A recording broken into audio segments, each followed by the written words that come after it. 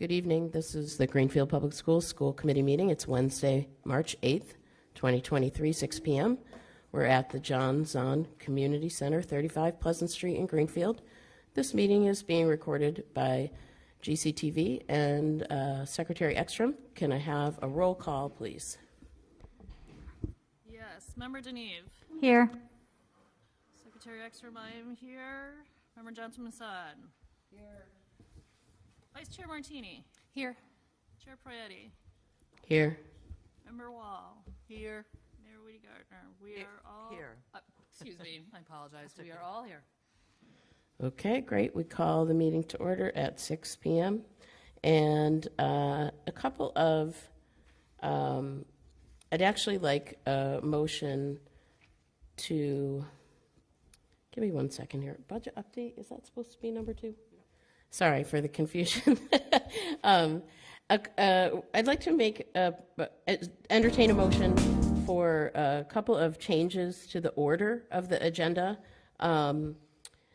We can actually move, I want to describe it first, and then if someone could help me put a motion forward, we'll do that. I'd like to move the budget update to underneath the reports of the administration. That would be item 5. So combine items 2 and 5. And then have the rest, 3 and 4, we have 2 4s. 3 and 4, meaning public, the approval of minutes and public comment, come next. The student representatives of the committee come after that, followed then by items 11 and 12, which goes without saying are actually 12 and 13 because of the 2 number 4s, and then have the rest of the meeting go as it is listed here. That is in the interest of what we are anticipating will be the bigger topics of the evening, and that our brains will be fresher if we do the headier items first. So would anyone like to attempt a motion to that regard? So let's make a motion to do what you just said. So moved. Do I have a second? Second. And then we're gonna wait for Susan Farber Because to I get can't what remember she the needs. numbers that you said in the order that That's you fine, said and I them. understand. Yes. But what you said sounds great. Can you do the numbers in the order so I can write them down? Sorry. Sure. We've already done number 1. We're going to move number 2 to become a part of No. So we're going to do 1, 3, 1, 3, 4, 4, 4. and then the second 4, 4A and 4B. Yep. And then we're going to do items 11 and 12, Okay. and the rest of the agenda will proceed after that. Public comment will happen before we do any of the changes, correct? Where does number 2 go? Number 2 is going to be a part of the reports of the administration, the budget update. Okay. We're going to move it there. Okay. And I know Susan Farber's doing double duty right now, so we're going to wait until she's ready for us. The motion is to proceed with the agenda through item 4, with the exception of the budget update, which will become a part of item 5. Please note there are 2 item 4s on the agenda, 4A and 4B. And then item 11 and 12, both of those will go after the reports of the student representatives of the committee, which I guess is 4B. And then we will proceed with the rest of the agenda. And for everyone playing along in the audience and at home, we have to do this stuff, otherwise it doesn't get in the record and people get upset. That's why we just have to say it out loud. All right, I'm done now. You're good to go? Okay. That is the motion. Did I have a second? I think it was Member Deneve had the first and the second. Member Ekstrom, or I'm sorry, Secretary Ekstrom, and any discussion, further discussion? So let's vote. Are there any abstentions from this? Any no votes? So that passes unanimously, and we will move on to the approval of the minutes from the February 8th meeting. That's in the materials for tonight's meeting. Do I have a motion to approve those minutes?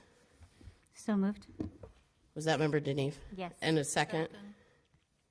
Second. Member Wall, thank you. Any discussion of the minutes? I'm hearing no discussion. Any abstentions from voting? I've got the 2 absentees, Secretary Ekstrom and Mayor Wiedegardner are abstaining from voting, And everyone else is voting yes, so that is 2 abstentions, 5 yeses. And we now are moving into public comment. If you haven't already let Susan Farber know that you plan to speak, it is not too late. You can also wait until all the people who've already signed up have gone, and we will ask again. We won't make anyone skip public comment because they didn't sign up. We'll give you plenty of opportunity. Who is first on the list? Jesus, come on up. Please just state your name and the town you live in before you start, and you have 3 minutes. Hello? Jesus Leva, 32 High Street. I thought this would get easier the more times I do it, but it doesn't. I came here tonight to invite the members of the school committee as well as the people in the audience to a Zoom forum that is happening on Tuesday, March 14th at 7 p.m. It's going to be about local education funding and with a focus on the state's role in that local education funding. As some of you might know, from the state's commitment in the 90s to local school aid funding from the 1993 Reform Act, we've seen a decline in the funding that comes from the state to local schools. And we're hoping to put information out there to get people to advocate for more state school funding. We have a very hopeful message from the governor this year, but it'll be up to the legislature to actually vote on that budget and implement that. And without advocacy, it might not happen. So I've got a couple of flyers. I think I've emailed everybody who's on the school committee, so I'm not gonna pass any to you, but I'll pass some to the 2 of you and to the people in the back of the audience. Thank you. Thank you. Alex Wenger, followed by Jackie Clement. Oh man, this is kind of freaky. Okay. My name is Alex Wenger. I live in Greenfield on Homestead Ave. I'm a father to a son in 1st grade at the Discovery School, as well as having worked and volunteered there. As a parent, I feel that many parents are going to be blindsided and frustrated if option 1's chosen. I do not think adequate communication has gone out or good effort has been made to engage with all caregivers or enough weight has been given to the implications of a redistricting effort. The idea of children only having 2 years at a school before being uprooted and sent to a new building with new teachers, principals, playgrounds, expectations seems like an anxiety-inducing scenario, especially considering that the majority of the kids who are being uprooted and shifted around during this are the ones that went through COVID during their earliest years of school. This does not feel like the kind of stability and routine our children need right now. I firmly support the reimagining of our district and support all kids of Greenfield having the same opportunities in school. Greenfield, like many other towns, has a history of inequitable districting, and I applaud our town's efforts to address this. But if this is the option taken, then the parents should have clear messaging as to what our options are, the opportunity to provide input, and most importantly, why this is the one was decided and how we arrived at the conclusion. As a parent, I knew of the plans to redistrict for a little while, mostly through the superintendent emails discussing a task force to discuss the reimagining of the district. However, there were very few specifics, if any, about what the details of this plan would be, and instead parents were invited to attend a meeting to voice input. I assumed that there would be clear communication and updates and opportunity for different types of input, but those never happened. I read each district update email from Superintendent DeBarge, and I've been awaiting updates of the progress of the redistricting plan and have not seen any updates of substance. There may be resources available to find this information. However, without knowing the extent of what these changes would mean, few parents would decide that it needed to be investigated extensively. The kind of seismic shift in parents and children's lives should not have to be found, investigated, or inquired further, but should be very visible to every person who has children in the school. Pursuing option 1 should be a change that deserved a heading at the top of an email, or a letter sent home with the children well before the decision is made. Every parent should know why. What are the plans to provide support for our children and our teachers during this transition who have had such a hard time in the last 3 years and need our support? We need to know the timeline of the study period, planning period, and implementation period. Moreover, there needs to be a visible and clear change management plan, and both the teachers and parents have access to well ahead of time. Are there examples, data, and studies that show this is the valid choice, the best option over others in which to pursue, and what were the other options studied?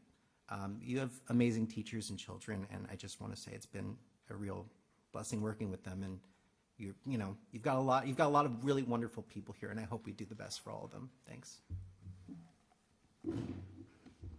Thank you. Jackie, followed by Marguerite Rancourt.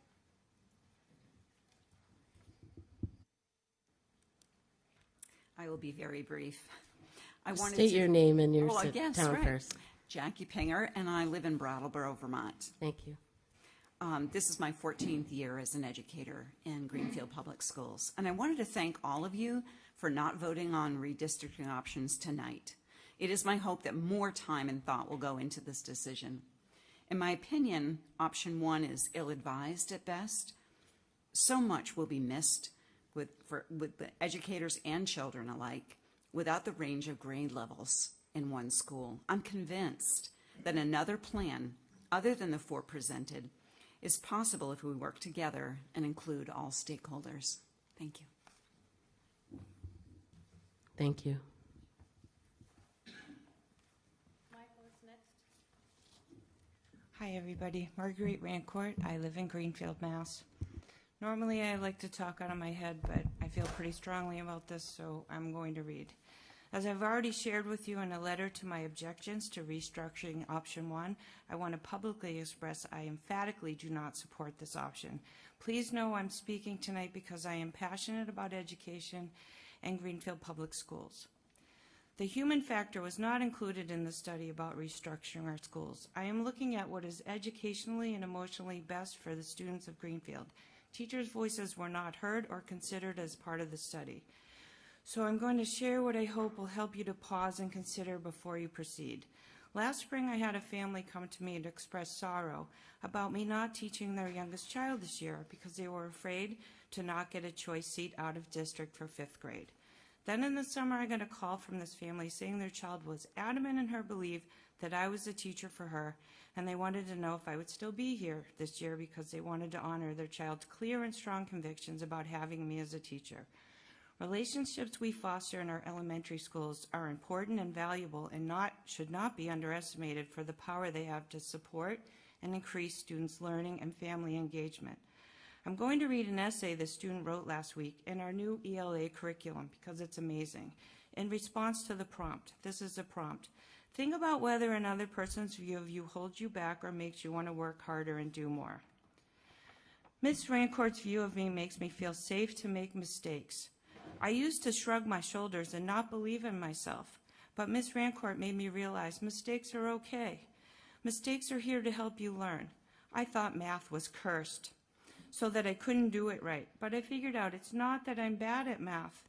It's that I always thought I couldn't do it, which is the reason I couldn't do it. She makes me try so hard until I do it right and understand it, and when I'm stuck, she helps me.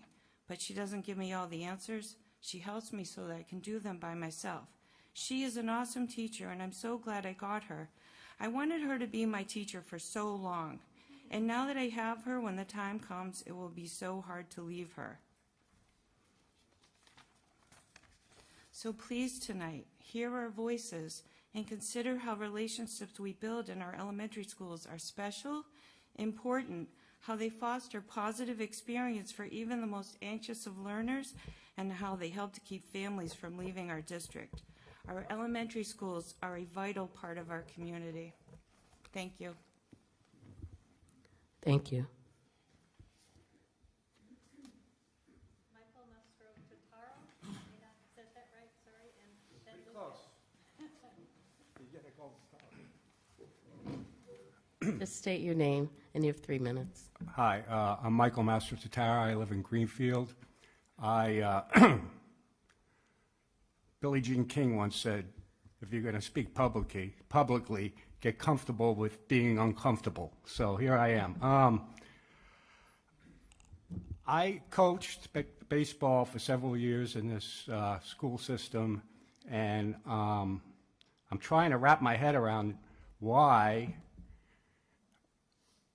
homeschoolers it's been decided that homeschoolers are no longer allowed to participate in sports. And we have programs that are barely programs anymore. The ice hockey team is only there because they've co-opted with 8 other schools. The last couple of years, there's been no middle school baseball program. I don't know why kids aren't participating like they used to. I have my own opinion. I don't know if everybody got the email I sent, so I'm not gonna I just hope we reconsider this tonight. I know that it's on the table. It's not only unfair to homeschoolers, but it's unfair to the kids that are in the buildings, in the brick and mortar school. If there's not enough kids to field a team, and if there's 2 or 3 homeschoolers that are not allowed to play, it hurts everybody. And I don't know if this applies to other extracurricular activities, whether it's music or drama, if you even have a drama program at the school anymore. But if that's the rationale, if it's just for sports, it should be across the board. So I don't think that this is the right decision. I really hope you reconsider this tonight, because it's just unfair. I mean, homeschool parents, homeowners, they pay taxes. Their taxes go towards the school department, and people have their own reasons for having their children homeschooled, and it could be for several reasons. It might be religious. I don't know, but people have reasons, and I just hope you reconsider. Thank you. Thank you. Lucas, followed by Paula Levine.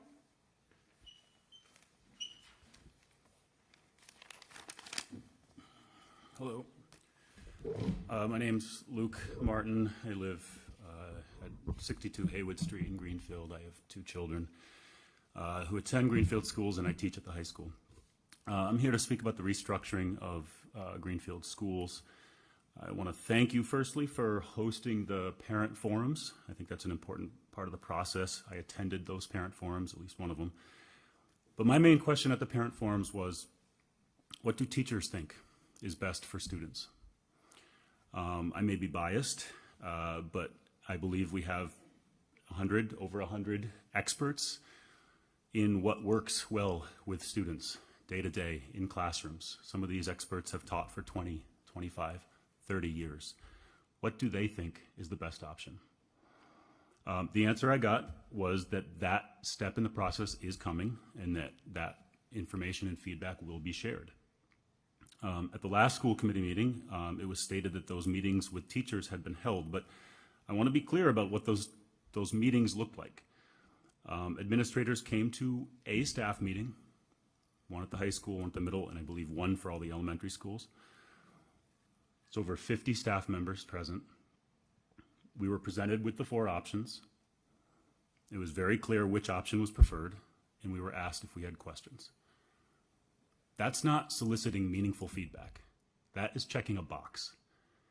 And at the high school meeting, my colleague, Judy Bennett, who I think is actually here, actually asked, when can we provide meaningful feedback, whether it's on a survey with data you could collect, or written feedback to specific questions, or small discussion groups. And again, the answer was, that's coming. So none of that has happened. And it came as quite a surprise to all of us teachers about a month ago when, at your last meeting, a decision has evidently already been put forward as we're doing option 1, or the next step had been made. We were still waiting to be consulted. So hypothetically, if 90% of teachers said option 1 is highly problematic, would you still forge ahead with it? How do you know that's not the case if you haven't asked? It's easy to put out a survey. We hold meaningful discussions at professional development and staff meetings all the time. So at this point, it's pretty hard for teachers to escape the conclusion that our feedback isn't really wanted.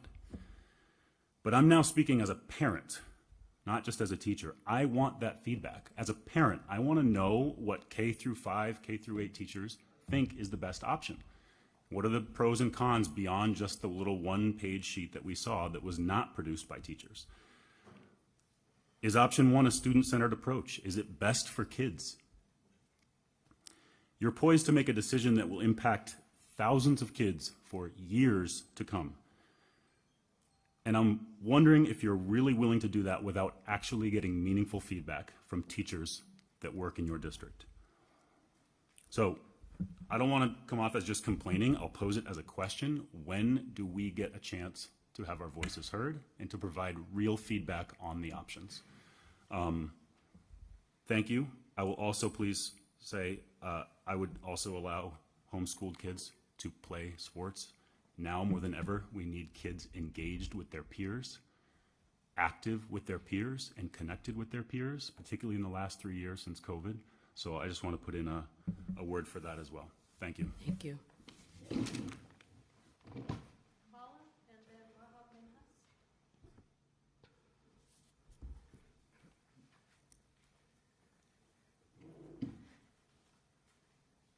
Just making, can you hear me? Yes, all right. I'm Paula Levine. I live in Greenfield.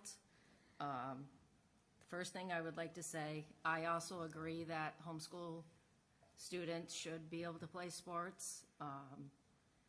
As people were saying, you know, over the years, numbers are dwindling. Our football team, our hockey team have the benefit of a co-op with surrounding schools to keep their teams going. Sorry. Again, speaking is with kindergarten is okay.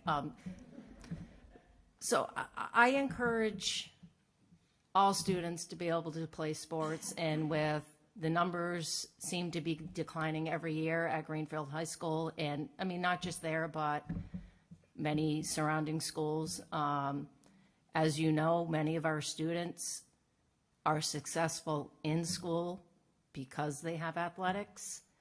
They have to maintain a certain grade to be able to play a sport, and for some kids, that, you know, enables them to be able to graduate high school. So if we have to have homeschool students be part of our, you know, Green Wave program to keep these programs going, I would, you know, I'm in support of it. And then the next thing I would like to comment on is the restructuring of our schools.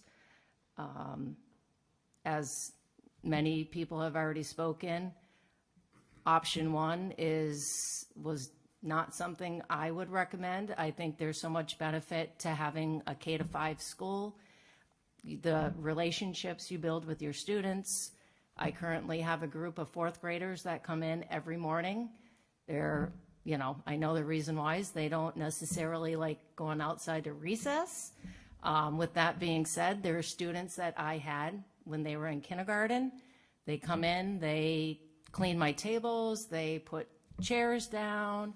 They're, you know, just, we had conversations, you know, about what it was like when they were in kindergarten.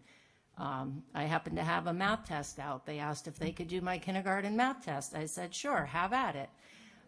So I just think yes, we need to restructure and make sure our schools are diverse. But I just, you know, I feel it's important that, you know, we have these relationships, and, you know, if they're having a bad day, you know, you can see them in the hall and they feel comfortable with you because they've known you and they see you yearly. So I would just encourage you to really think about what is best for all students. And I know you do that, and we appreciate how hard you work. But we just want to do what's best. Thank you. Thank you. Followed by Tara Cloutier. Hi, my name is Wahab. Can you hear me? I'm a former student. I live down the street, 162 Davis. I'm a former student of the Greenfield school system. I graduated out of NMH, but I went through all the elementary and everything. I'm a current resident and I own Planet Gas in Greenfield. I think from the conversations that I've had at the counter from parents who come to get snacks for their kids before they're going off to school, it's like you're kind of like a therapist behind the counter. You hear like everything, some spicy things, some not, but you kind of hear everything. And my relationships with the teachers here are very important to me. I'm still in contact with, and sometimes I see my former educators at the Y down at the gas station. I think what's really important for us is to listen to them, is to listen to the parents of the kids. As a person of color, I think it's very important, obviously, to have diversity in schools, yada, yada, yada, all that stuff. But I think what we need to be thinking about when it comes to helping in terms of test scores, in terms of the quality of education for students of color, is the money, not just switching people around. Not just, okay, why are these black and brown kids in one school? Well, maybe they want to be there. Maybe they enjoy the community. Maybe that social cohesion is conducive to a better learning environment for them. And perhaps their low test scores are an indication of something else, an indication of teachers that are burnt out, a disrupted social life at home. So simply just moving students around, one educator who talked to me at the counter was like, well, they're gonna say that it's racist. I was like, well, actually, don't you think it's racist to think that just because a white student is gonna sit next to me, my test scores are gonna go up? Or my quality of education is gonna get better? Why would that happen? There's no studies that suggest that. In fact, a few years ago, the New York Times, there was an article that said that predominantly black and brown schools, that students felt safer. There was a social connection there. There were social systems in place in which they felt like they could be themselves. They didn't feel constantly policed. And so I think maybe there's some other things at play. Maybe, whatever the reasons are for why we want to go ahead with this, but I think hiding behind diversity and all these things, it doesn't make sense. So listen to your teachers, listen to the parents. As a person of color, this town is beautiful, but just look around. There's not that many of us. But I'd say, again, just listen to your educators, please. Thank you. Thank you.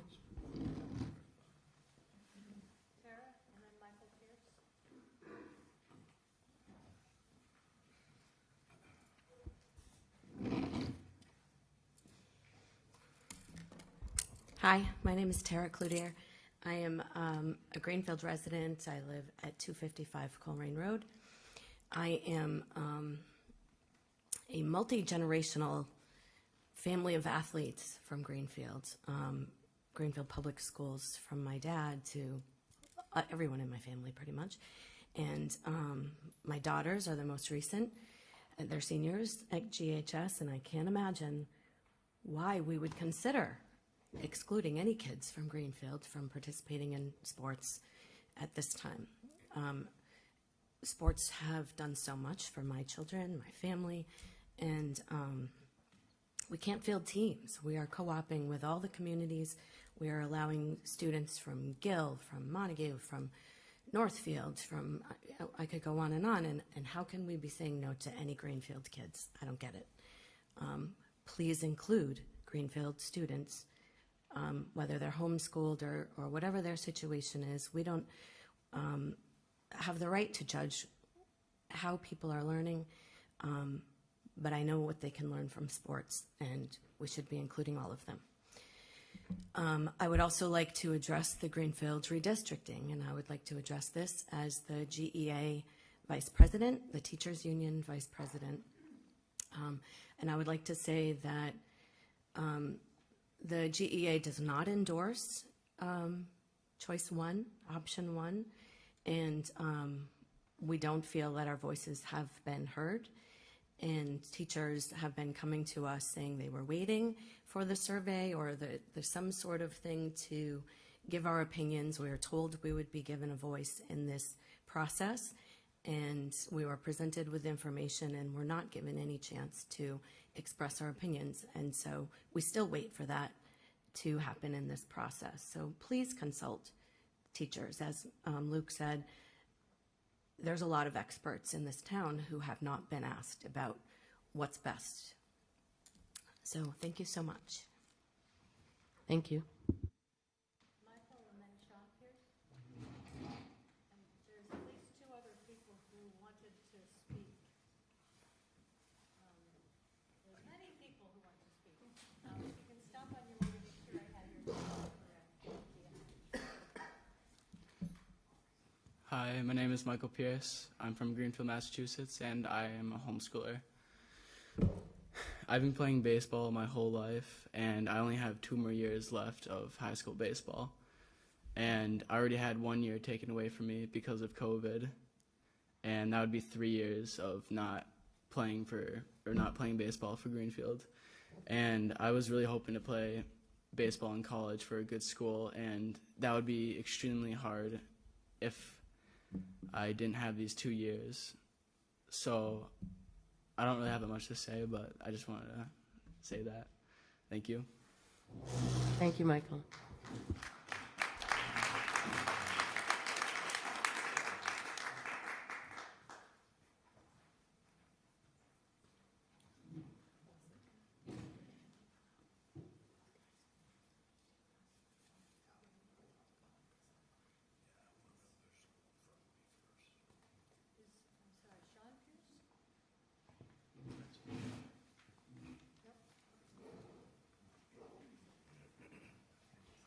Who are we waiting for, Susan Farber? Did you say Sean Pierce?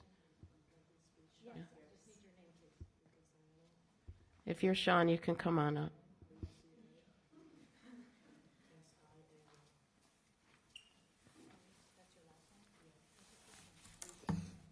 How you doing? Just make sure you state your name and your town, and you have 3 minutes. Sure. I need my glasses. So,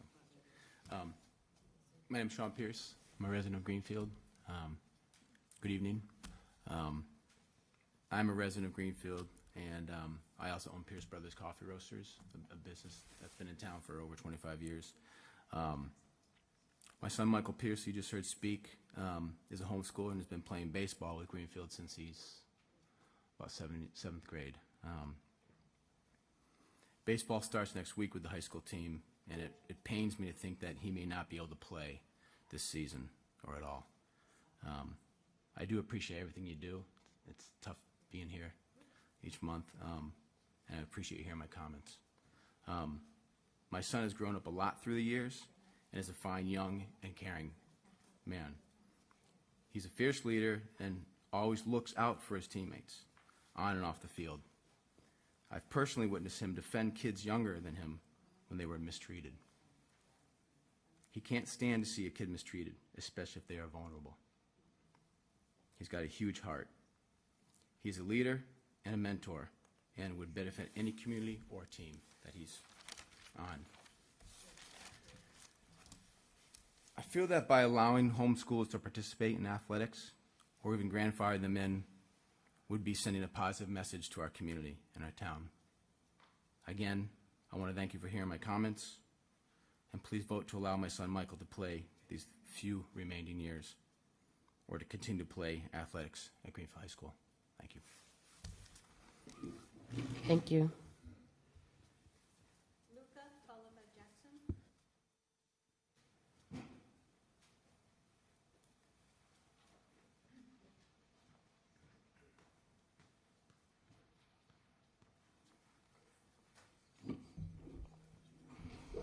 Hi, I'm Luca Sayano, and I live on 107 Verde Drive. I'm in 9th grade at Greenfield High School, and I'm a member of the baseball team, and I'm here to speak on why I think homeschoolers should play baseball or sports. So more specifically, Michael, he's always been an excellent leader, an excellent role model. And yeah, our team really needs him. We're short on guys, and he's a great baseball player. Thank you.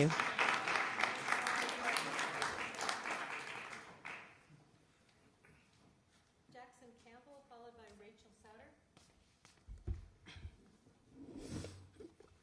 Hi, I'm Jackson Campbell. I live in Greenfield, and I'm a student at Greenfield High School. I'm in 10th grade.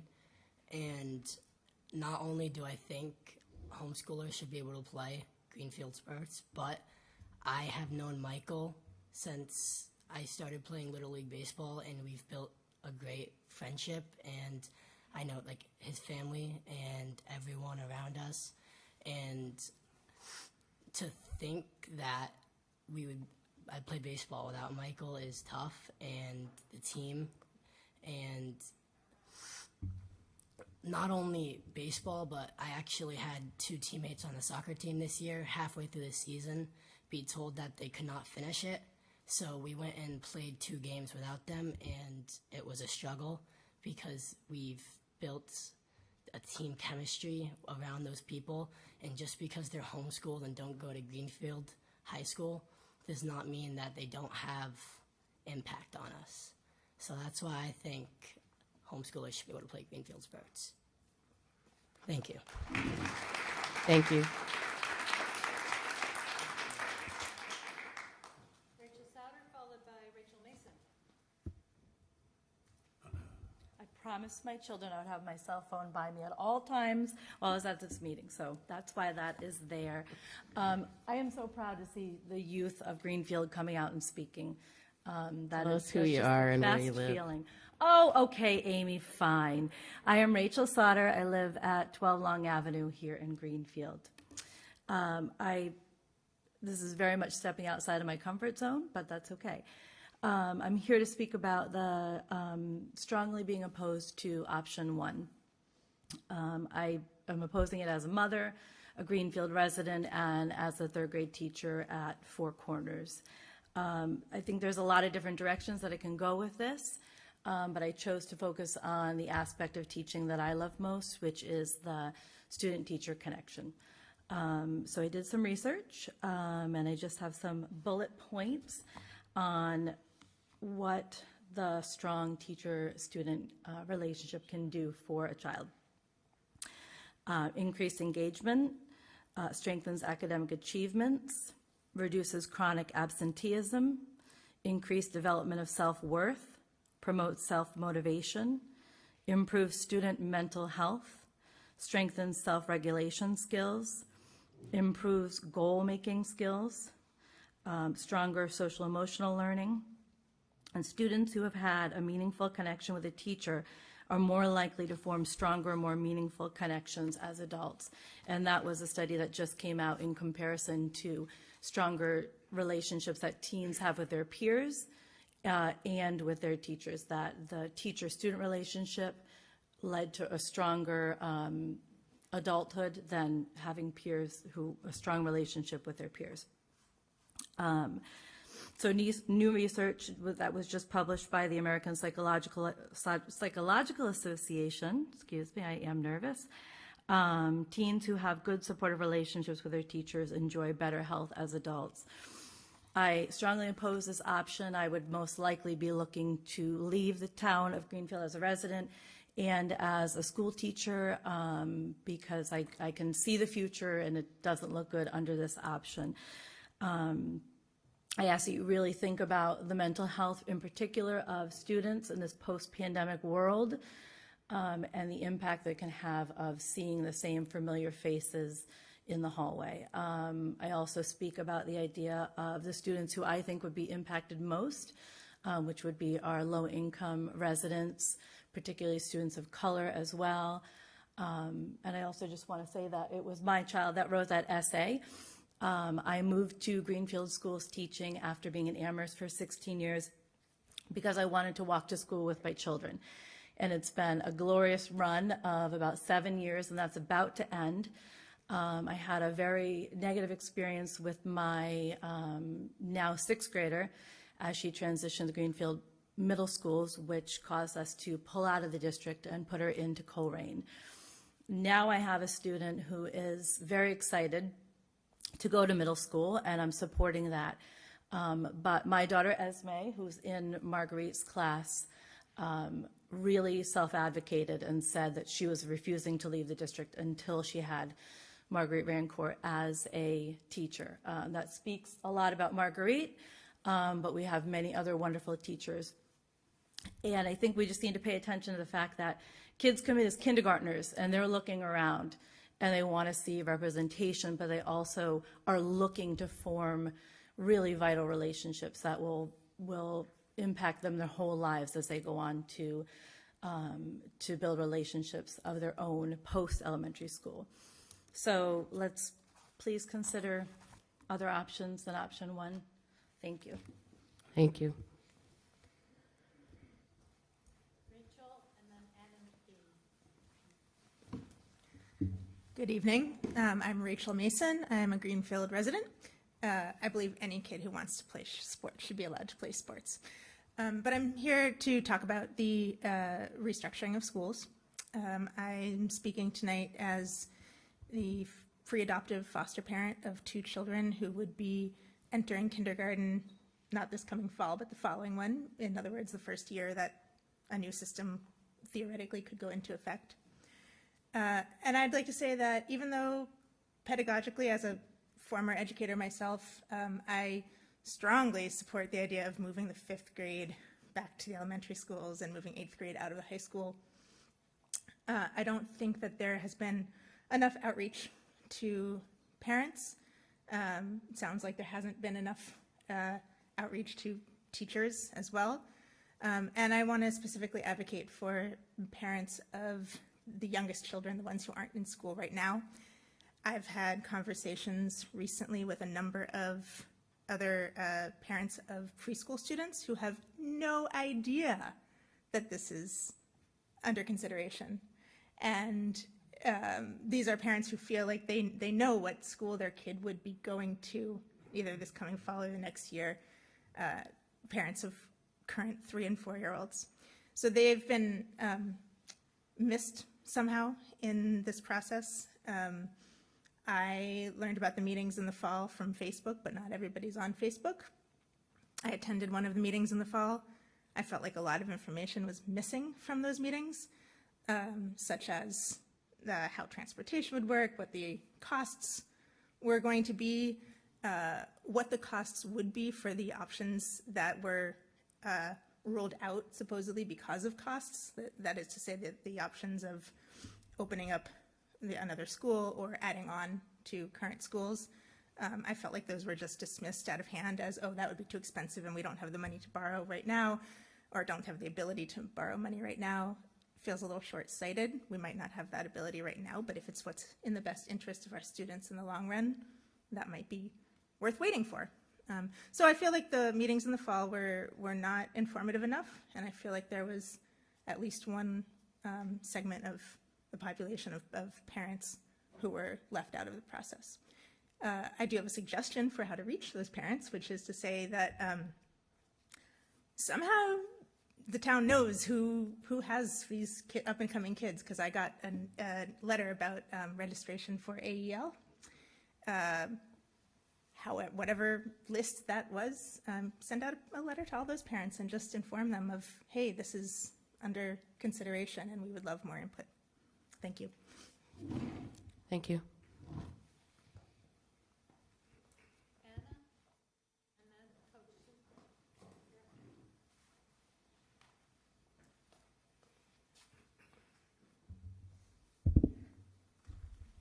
Hello, I'm Anna McBain, and I live at 46 Deerfield Street in Greenfield. I am an alumni of Green River School, so I actually wanted the option where Green River was going to be opened, but I do understand that the boiler's been out forever, so it's like 60 million or some ridiculously huge number to actually get it up and running again. But that would be my ideal.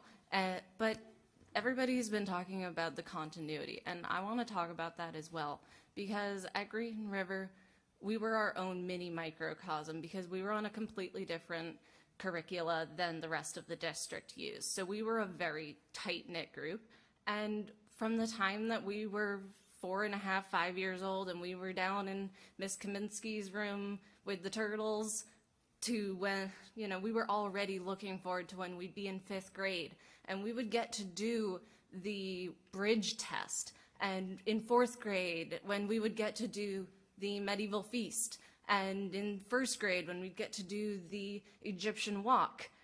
These are things that if you go to option 1, there's no opportunity for kids to see and say, I want to start understanding this now so that then in the future I can use it. That won't exist. It will just be, oh, I got to hop schools again. And it's been proven that in developing psyches, changing environments is just as traumatic as a death. So why would we put extra trauma on our kids that we already live in a community with a very high trauma rate? I also, from the side of, I had a lot of homeschool friends. I worked doing behavioral services for homeschool families. And sports really are an integral part of their lives. It's how they get their gym credits for the state. It's without having to pay a lot of money to go to a program like the Y. It's also a big way that they are able to build peer relationships because, yes, you can find homeschooling groups and homeschooling co-ops, but a lot of those cost money, and a lot of them are full because everybody's pulling their kids because the schools are crumbling. So that's no longer as feasible an option as it once was to just use a homeschool co-op.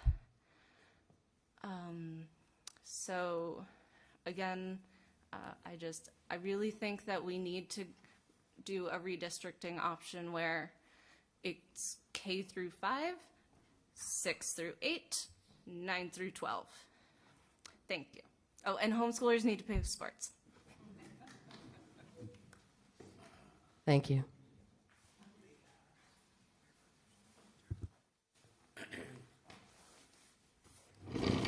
Coach, I think you know what to do. You have 3 minutes. I've been here before.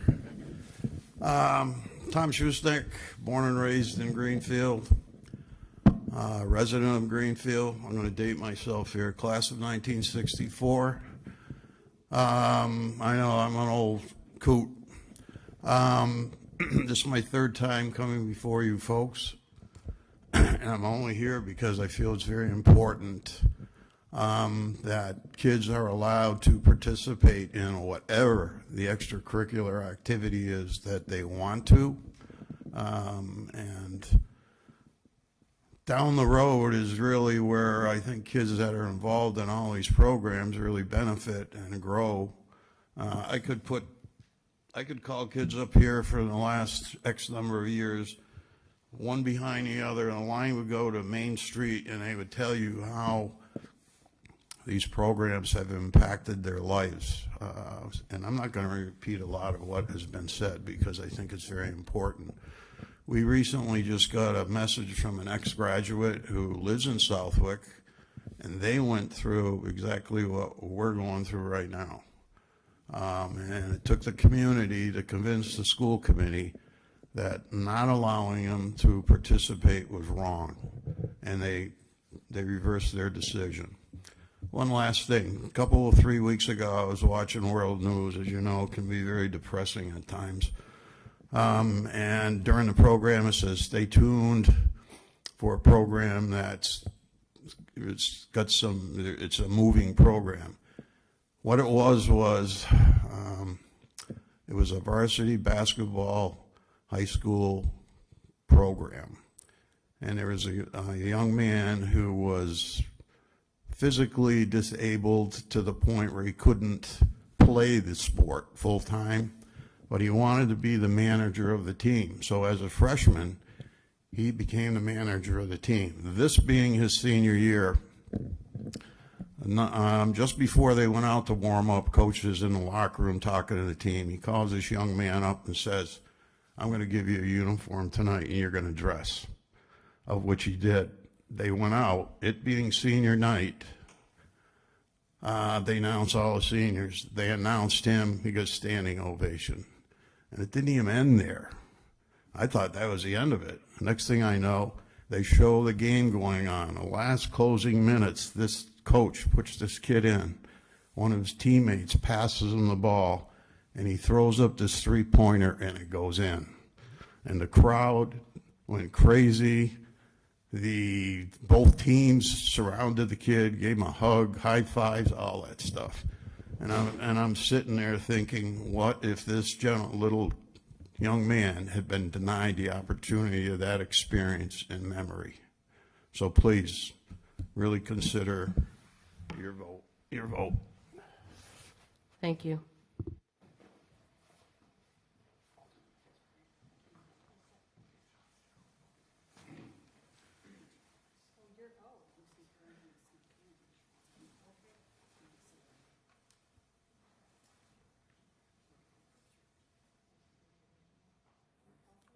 This is another public comment?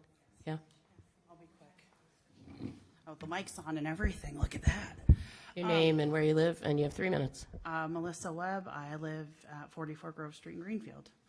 I have been part of the redistricting since 2020, February, when it was first brought up, pre-pandemic, pre-COVID. I then listened to it when redistricting was re-talked about in September of 2020 when we were all still remote.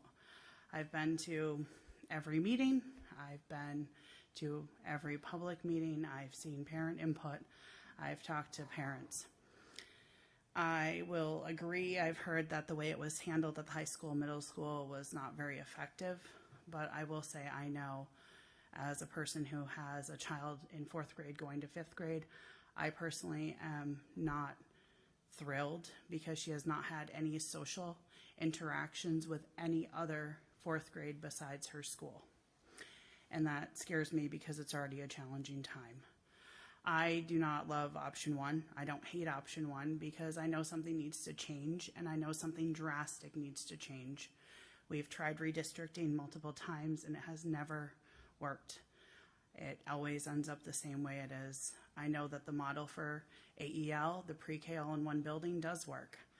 As a parent, I feel if we combined more resources, my kindergartner who is currently struggling with bullying might be able to be spread out a little bit further from his bully because there might be more class options.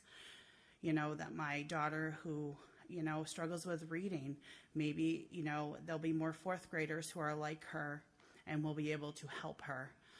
My only suggestion is whichever option is chosen at the end of the day, that everyone gets behind and supports these students. That instead of making waves, we come together as a community and figure out how to make the best out of whatever option or situation is chosen. And that's my little spiel. So thank you for listening to me. Thank you for all you've done. Thank you for hanging with me for the last several years of this roller coaster of a ride. Thank you.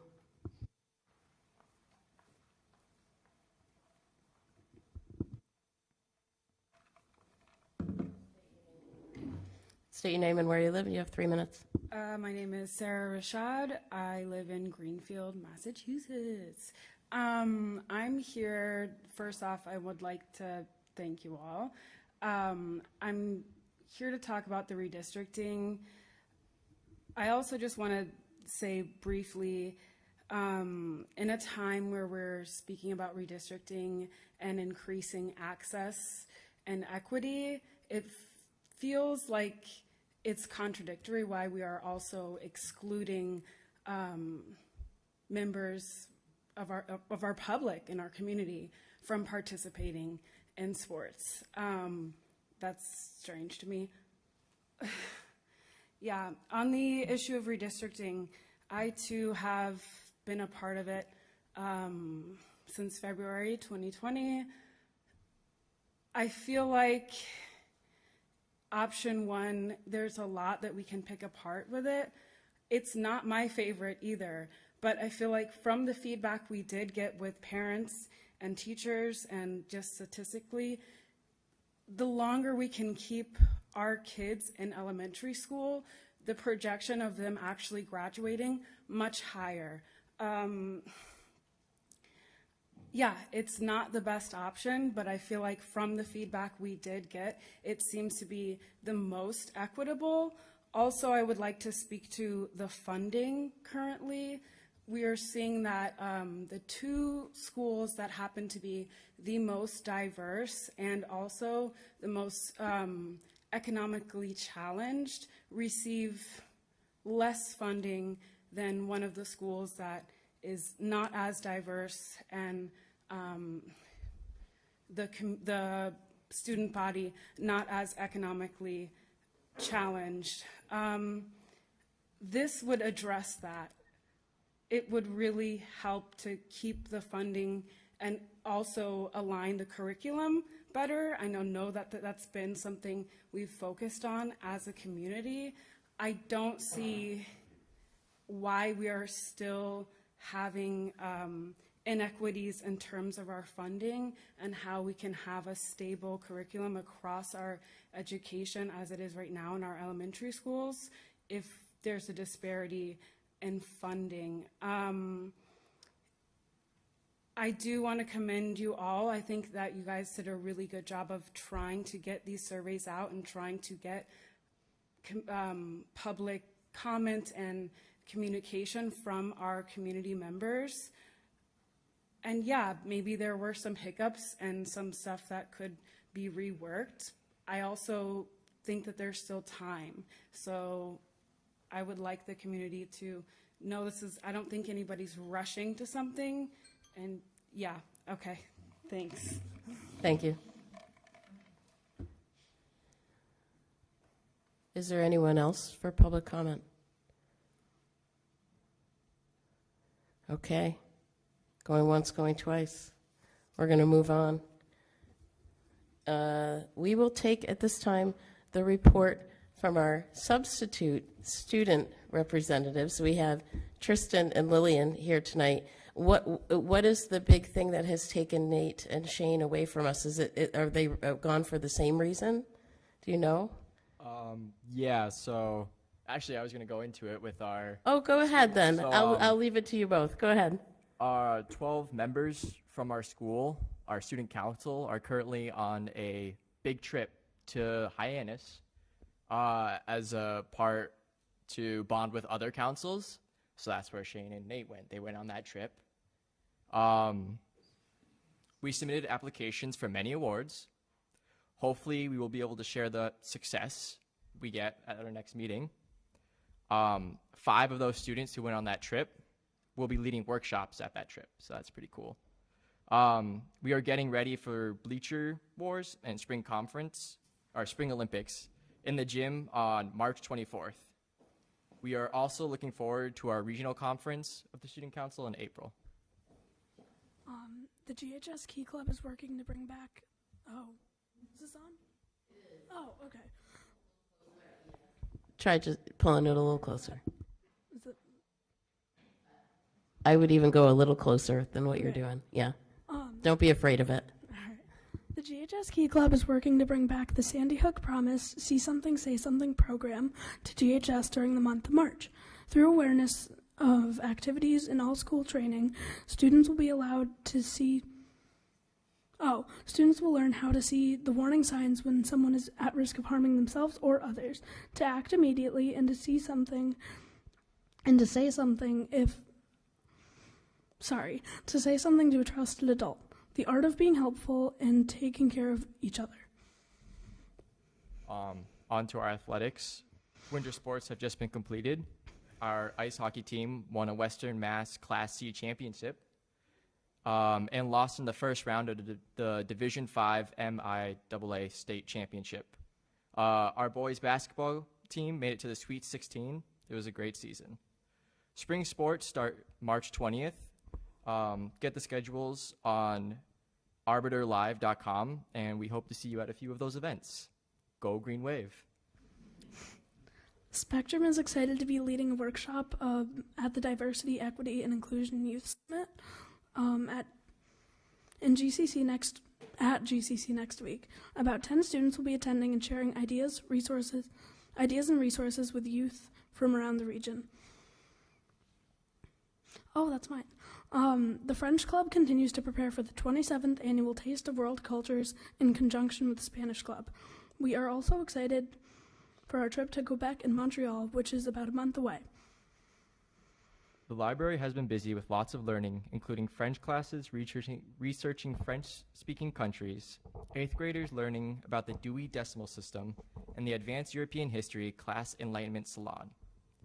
Library Club is also hosting our 3rd annual Comic-Con next Tuesday, March 14th from 2:15 to 5:15 p.m.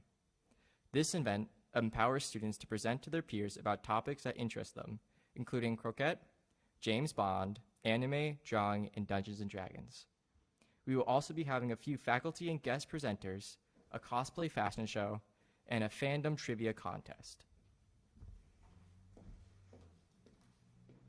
Spanish Club has been very busy preparing for our Taste of World Cultures to be held on Wednesday, March 29th, and World Language Month along with French Club. We're also prepping for our trip to Puerto Rico that is right around the corner. The National Honor Society continues to offer tutoring after school on Thursdays, but we haven't had too many takers. We have members volunteering at the GMS STEM night next week. We have also created our Relay for Life team and continue planning this event. And this week is Wellness Week at GHS. Students have been participating in a Passport to Wellness. There are posters on the walls for students and staff to share healthy habits. Students can earn prizes at lunch by answering health-related questions at lunch. That is all. Thank you. Thank you. Do we have any questions from the school committee for our student reps? Thank you both for being here. Exceptional. Although I will say, Tristan, I'm a little disappointed you have pants and not shorts on. We won't go any further. I'm sorry to disappoint you.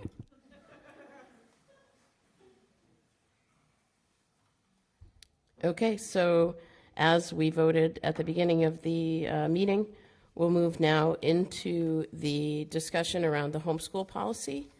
In the materials for tonight, based on what we had seen from the public, I did go ahead and include draft of the revised homeschool policy. That the lettering or the indexing of that policy is IHBG, so you may hear us refer to it that way.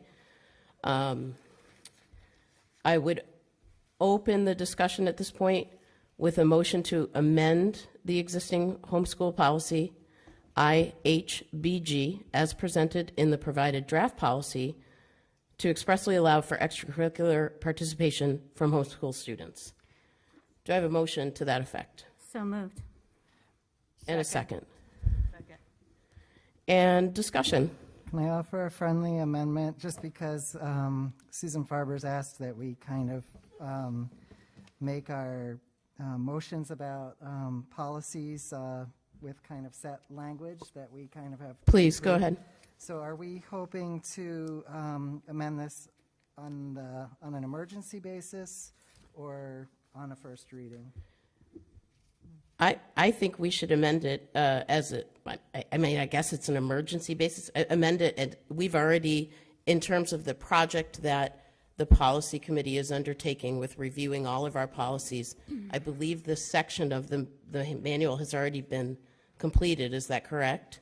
So yeah, but every policy that we approve has to go through a first or a second reading unless we kind of choose to approve it on an emergency basis. I see. Yes, I would like to. So I have the language if you want it on an emergency. I would like you to read the emergency basis language, please. Thank you. The motion would be, on an emergency basis, I move that we amend policy IHBG, homeschooling, as presented on a first reading. Thank you. And Susan Farber, do you have what you need there? Okay. Discussion, please. And thank you, Member Johnson. We have to do who made the motion, Member Deneve, and who seconded it? And the mayor, are you both okay with that friendly amendment to the wording? Yes, thank you, Glenn. Okay, thank you. Yes, thank you all. Discussion. Please, Mayor Rita Gardner, and then Member Deneve. On that amendment, that I presume is the language in bold. That's correct. Thank you. Yes, that is correct. It's the bold italic language at the very end of the policy itself, I believe, of the page, the second page. Do you want me to read it for the benefit of people who may not? I don't mind if you read it. Okay. Please go ahead. Sure. So as the amendment to the policy, a student being educated in a home-based program within the district may have access for participation in extracurricular activities within parameters set by the superintendent. So that is the amended language. And then I have a question. Thank you. And your question, please.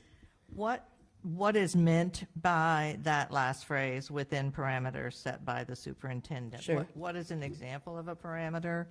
I will attempt it, and then Christine will fill in the blanks. Okay. So the policy is ours as school committee. Right. How it's operationalized really belongs to the administration.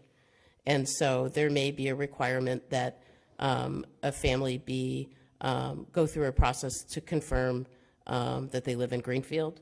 And I'm sure there are other things, and I'll let you color it however you would like. That's primarily it, to just ensure that the student is in fact a Greenfield resident, as we do with any school, registration, enrollment. There could be medical requirements for participation in athletics, for example, impact testing, operational things in that regard. So that's really what it refers to. Thank you. Member Deneve, please. Yes, thank you. So I and Glenn and Amy are on the Policy and Program Subcommittee, and we did talk about this on September 8th of 2022, and I did go back and rewatch our entire meeting because they are archived, and you can go and watch that, and if you'd like to do that, it's September 8th, 2022, and it begins around the 12-minute mark. So if you'd like to return and see what the discussion was, I think it might be fruitful if you're interested in this. So in the discussion, there was some data that I never got answers to. And they were basic questions I had right off the bat. How many homeschool students are involved in the athletic program in the past and are projected to be involved in the future? And also, what was the financial cost to the district be in having them involved? And also, is there any liability issues that we should be aware of now? Were there any liability issues in the past? These are just some basic data points that I feel like was needed at that September meeting in order to make the right decision. I have not received answers to that. So I'd like to see if we can get answers to that. I am absolutely 100% for homeschoolers being allowed to not only participate in athletics, but all of the extracurricular activities. I don't need to go further into the discussion because I feel like I definitely pled my case back in September, and I remember asking that we could have it revisited at the Policy and Program Subcommittee meeting. I asked in October if we could revisit it, and so I was expecting to revisit it at this next one. So I don't need to go into my reasoning behind it, but I'd like to definitely let you all know that my position hasn't changed, and I'd like to get that data so that we can at least have some numbers to go on. I will get what I can. I don't know that in the past we would have tracked who was a homeschool athlete or not. I'll have to find out.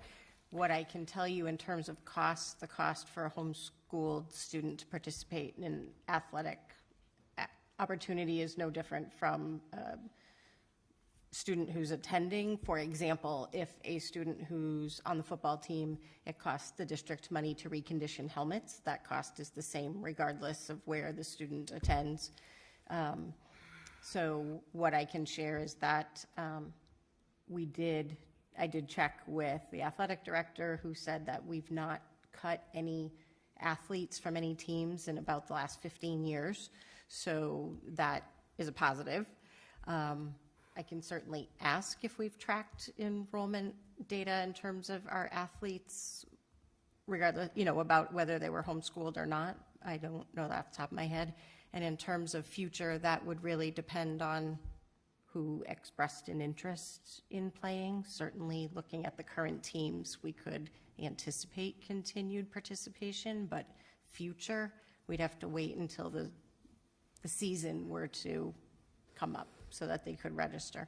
Okay, the reason that I ask is because I think that this information is really important to have. Something that we should track and something that we should be able to access, but also because in that conversation, people were expressing things such as, well, if they're allowed to participate in sports, what's to keep them from using the chemistry lab, for example? Member Deneve, I'm going to interrupt you because the policy previously did allow for inclusion into school day activities, and we've revised that piece, and it's not included in the emergency motion that we have tonight. We're only looking at extracurricular activities. Okay, I'm just bringing up what the discussion was in the past about this particular policy. So I definitely urge you to rewatch that. Okay, so we don't know how many students or how much it costs. I find it kind of concerning sometimes that we don't have this basic data about a lot of things when we get into discussions. So I really would love to have some of this basic information so that we can make our best possible decision. Anything else? Not right this second. Okay. And Vice Chair Martini, go ahead. I wanted to see if someone who was on the committee, I think this policy was originally changed in 2021. Is that accurate? Because I rewatched that. I can give you a little bit of history, and Member Johnson Musad could perhaps fill in some of the details if I miss them, because I don't think I've been on policy the whole time. I think I've heard some folks wondering how the change came about in the first place. Yeah. And I wasn't there, so I don't know. My understanding is that there was concern about the use of the district's resources for homeschool students, and this was an issue during the school day.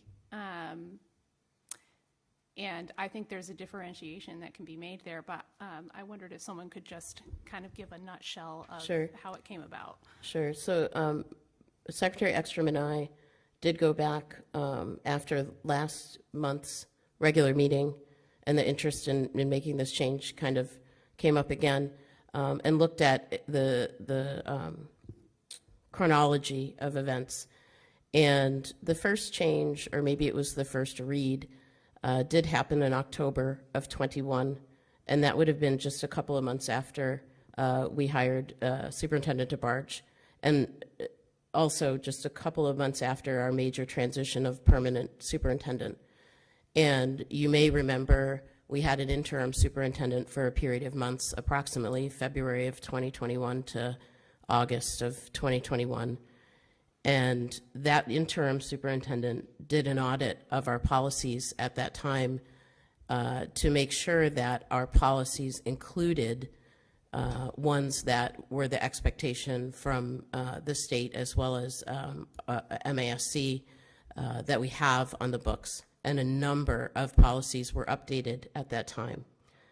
This change, the way I would describe it, and obviously it's colored with my personal opinion and remembrance of how it happened, was wrapped up in a number of changes. It is highly, highly unusual and problematic to have students coming in and out of the school day who are not actual students but are homeschool students. And we had, for example, students participating in academic classes as well as elective classes during the school day with no tracking of that, to Member Deneve's point on data. And we made many, many changes to policies in a volume that isn't advised. When you make that many changes at once, there are ripple effects. I would describe this as, and I've tried to use an analogy of like a mom who gives their kids a little bit of leeway, and the next thing you know, the kids are going haywire in the backyard, and she says, okay, that's it. Everybody inside into your rooms. And this was kind of a way of reining in what was not working for the district and the district's resources at that time. And since we've made the change permanently, which happened, it appears, in March of 22, we've heard consistently at the Policy and Program Subcommittee, as well as here at the regular meeting of the school committee, that the homeschool piece for athletes specifically doesn't work for our community. And that is the reason for bringing forward this change tonight. Hopefully that colors it. And if anyone, especially Member Johnson-Musad or Secretary Ekstrom, if you'd want to add anything.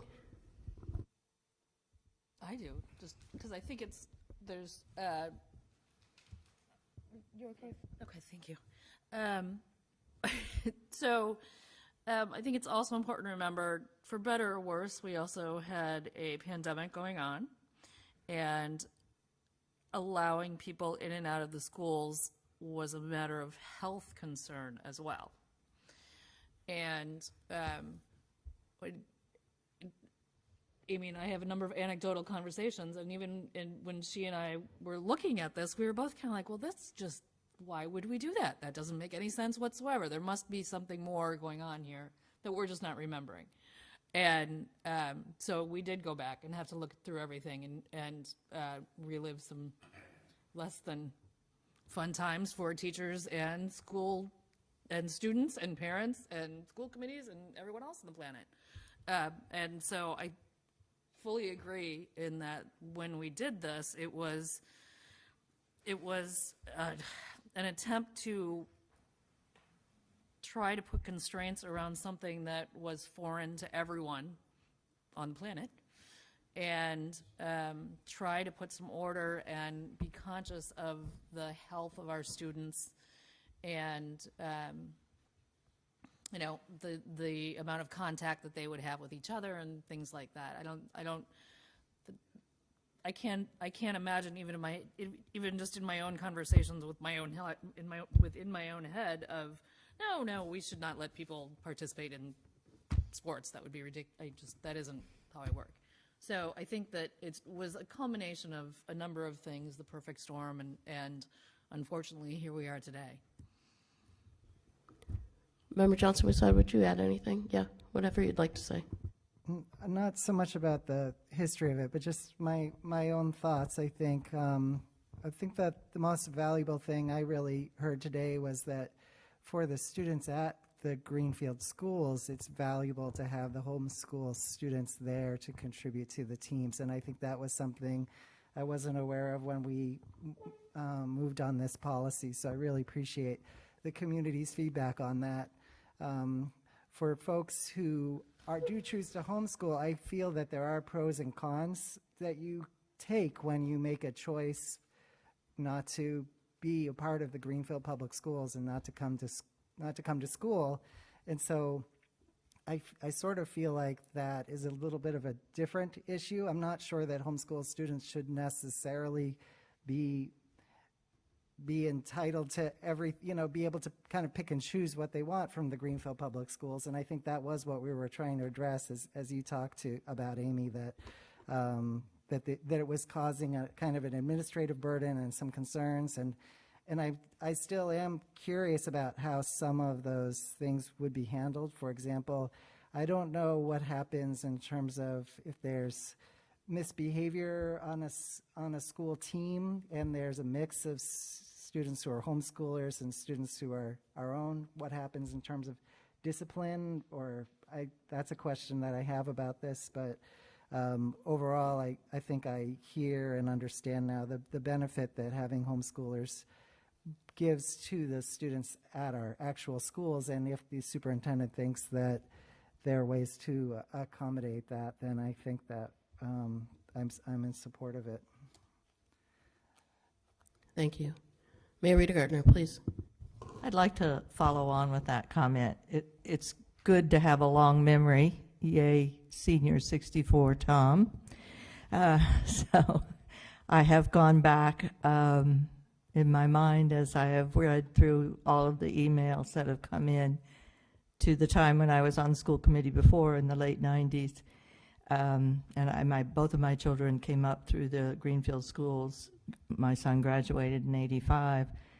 Homeschooling was, I don't know if it was the time or what, but it was something very prevalent in the mid to late 90s. So, and we went through a lot of these same kinds of discussions, and quite frankly, I don't remember what happened precisely with extracurricular activities. But I am particularly persuaded tonight because it was such an unusual thing back then. I think it was looked upon as being quite different. I do know that one particular athlete excelled, Avi Kramer, in basketball, and he was there, and he played in the Greenfield schools. So, and he was a homeschool student. I am particularly moved and persuaded by the number of parents and students, thank you for being here this evening, who, I wish you'd come more often to tell us what you're thinking, but I'm particularly persuaded by the number of people who are not homeschoolers, who want these kids to be among their friends and be able to play sports, play in band, do whatever extracurricular. So that has been a very worthwhile and very valuable thing to see. Thank you. Thank you. Other comments? Member Deneve, go ahead, and then Member Wall. Oh, Member Wall can go before me, certainly. I just wanted to say that I think it was ridiculous that you've had to go through this to be part of the sports teams in Greenfield when we have so few people who are participating.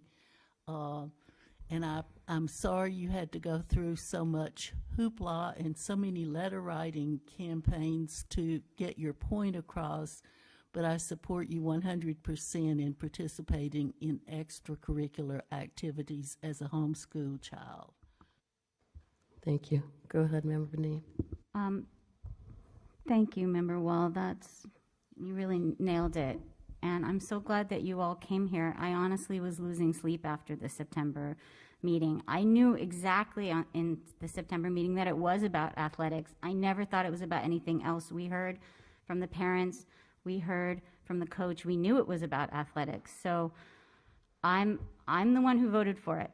I wanted you guys to be able to play athletics. I knew it was specifically about athletics and homeschools coming together, and I don't know what's making people change their minds. I'm assuming it's because you all came, so kudos to you. I don't know who organized you, but good job. It was wonderful to read the letters and to hear how you felt about it, because I promised the students at the YEL conference that I would bring this forward again, and I promised parents to their faces that I would bring this forward again. So I'm glad that we're here today to hopefully make the right decision. Anyone else? Please, Member Rotini. I'm not going to drag it out more than 30 seconds, I promise, because I feel like we're all on the same page here. But I appreciate the original intent to conserve the district's resources and protect this health and safety of students. And if we were talking about the use of resources that would impact things like class sizes and things like safety in our buildings, then I would be worried about that. But I think, like I said before, there's a differentiation that can be made there because we're only talking about extracurriculars at this point. And I think it's actually beneficial to the district to have a greater pool of students available for our athletics so that we can have more competitive teams, which makes our schools more attractive for student enrollment. So that's where I stand on that. Thank you.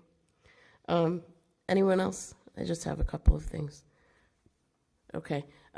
First, thank you very much to the students specifically, the young people specifically who came forward to speak with us on this issue over the past few months. We appreciate and we listen to your feedback probably above all else, and we get so little of it at this level. So thank you for being here. And I want to acknowledge that dozens upon dozens of people contacted the school committee and probably members individually by email over the past few weeks to express almost unanimous support for including homeschool students in our extracurricular activities. I do acknowledge the one family that was opposed that contacted me privately. So it is not unanimous, but it is very strongly in favor And I also want to acknowledge that so often when an issue becomes big like this and big quickly like this, that people have tempers and anger, and I haven't seen that from this group. It's been very collaborative, and I want to remind everyone who's listening and watching that the school committee works for the community, and when something that we are doing doesn't work, we always want the feedback about why you think it doesn't work, and we always are working to do the best we can for the greater good of the community when it comes to educating our students. And I think that's all I have, and I would open up one last time to anything else from the committee. Okay, so we will move to a vote. I think we know what we're voting on. Are there any abstentions? Is anyone opposed? So that passes unanimously, and thank you all, and thank you to all from the public.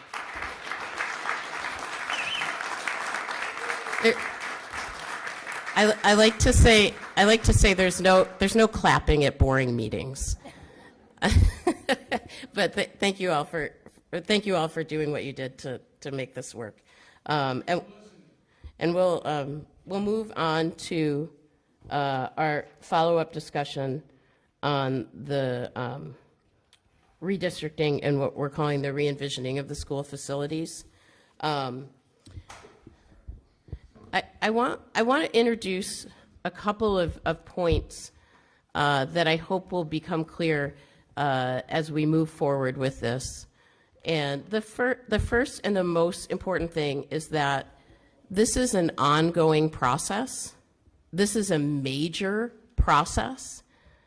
Not once in this entire discussion or the process that we've done so far have we put a timeline on any of this in terms of changes, when changes were happening. There was no timeline.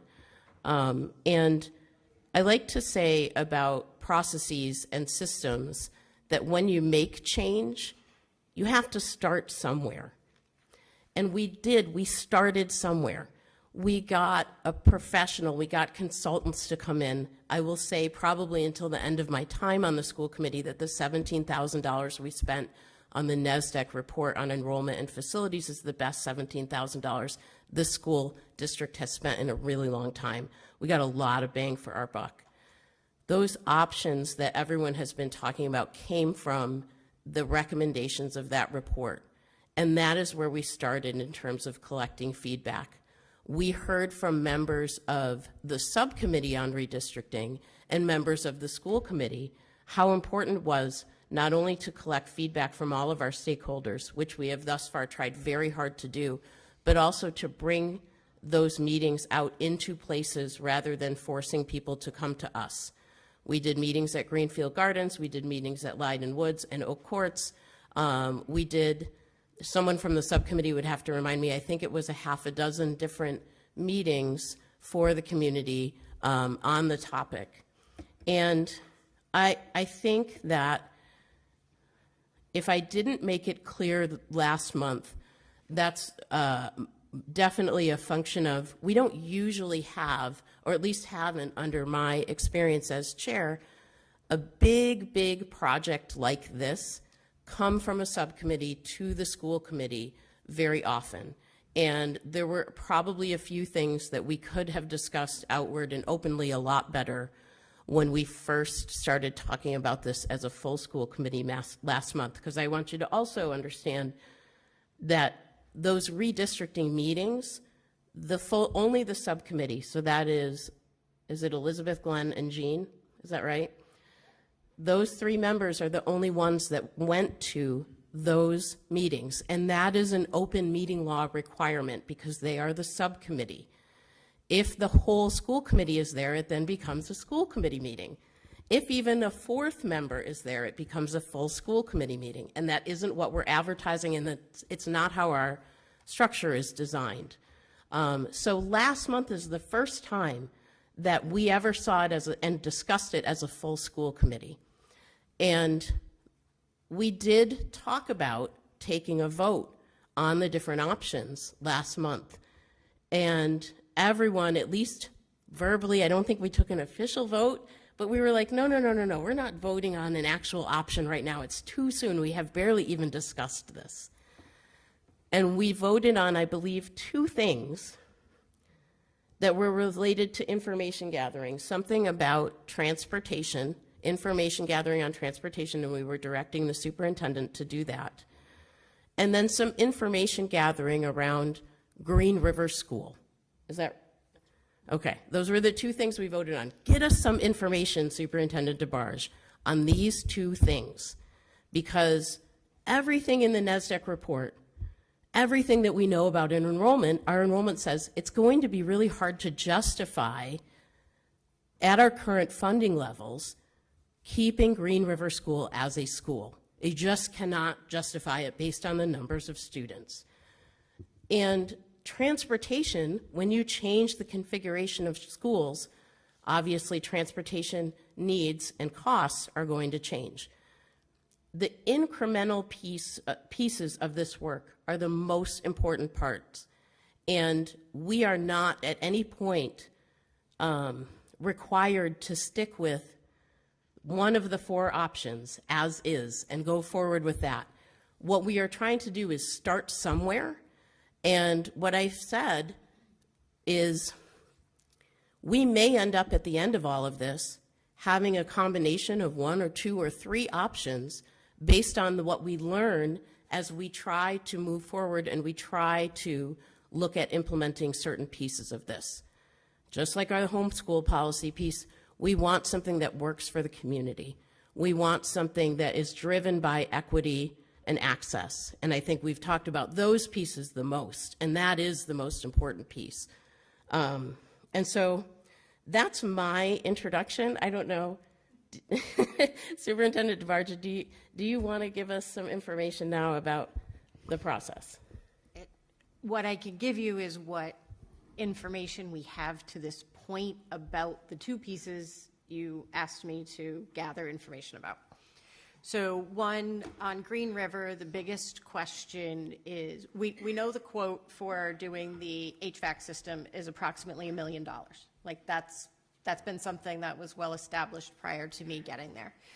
Other pieces that we do know for a fact is that a federally mandated telephone upgrade at Green River would cost just under $24,000. We also would need to update all technology that's in that building. And if it's an elementary school, we would need to redo the playground. So those are minimum pieces of information about opening Green River if the committee were to choose to go in that direction.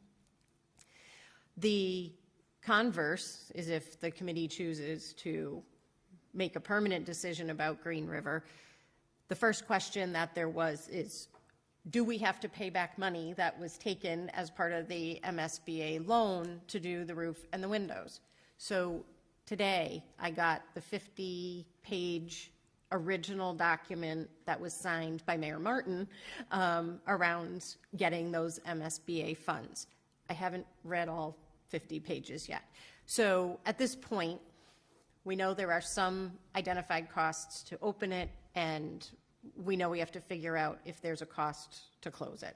So the other piece in terms of transportation, because that was a huge issue, even for people who didn't hate option 1, there were still questions about what does transportation look like. So the first piece is we worked with Jake, who's our district transportation coordinator, who ran some options for transportation, and our scenarios for discussion are out to the bus company to get their review and their thoughts. So there are a few things that we know for sure.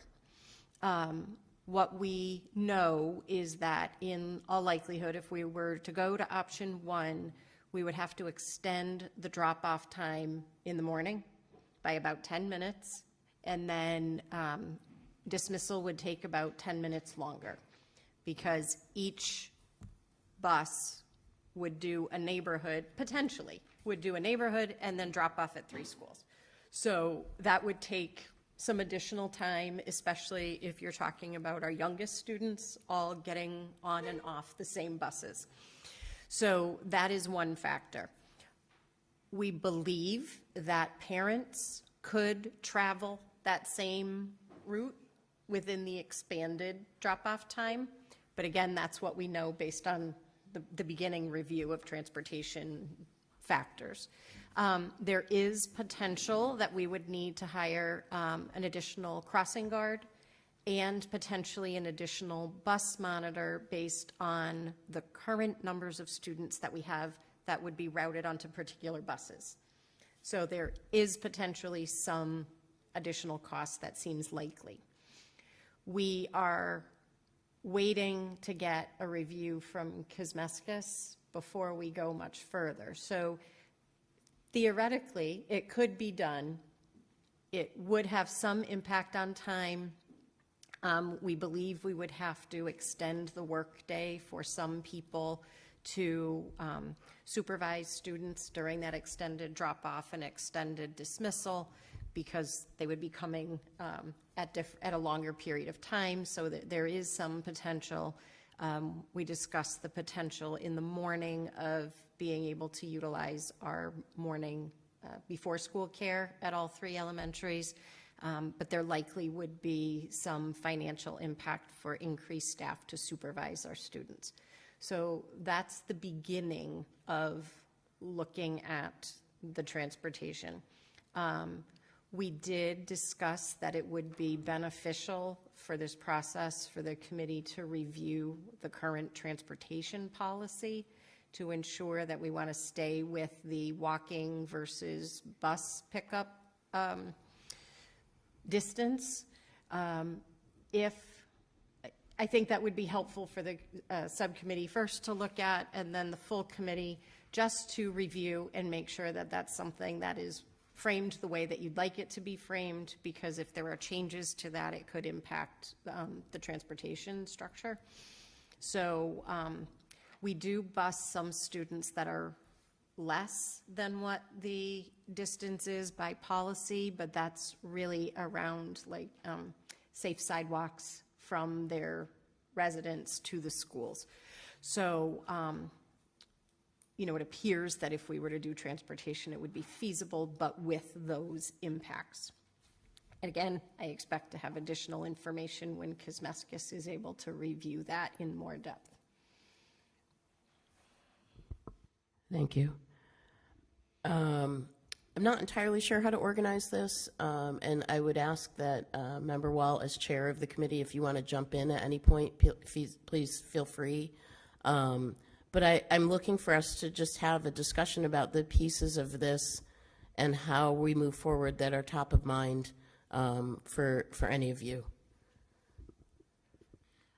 Thank you. And what I would suggest that we do going forward is work toward what would be involved if we did option 1, and welcome all of the staff to come to a meeting, which we can schedule in the future, and talk with us. We never meant to leave the staff out. Our goal is to not have Four Corners be the premier school in this city, have the other 2 elementary schools be, the children in all of the schools be getting the same education that Four Corners students are getting. And this is the only way that we could figure out to make that happen. So, I mean, I'm just putting the dirty truth on the table right now, because the Four Corners parents are the ones that are irate. The children that are going to the other schools, as you might have heard tonight, their parents are thrilled to have an opportunity to maybe have an equal education. So we all have to work together to make an equitable education available to every child.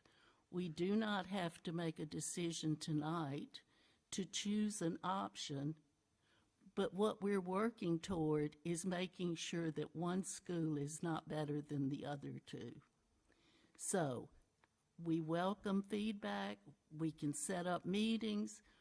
We set up meetings with the schools, and after the 15 minutes was up, even though we were willing to stay all night as volunteers to hear your views, the staff got up and walked out of the room.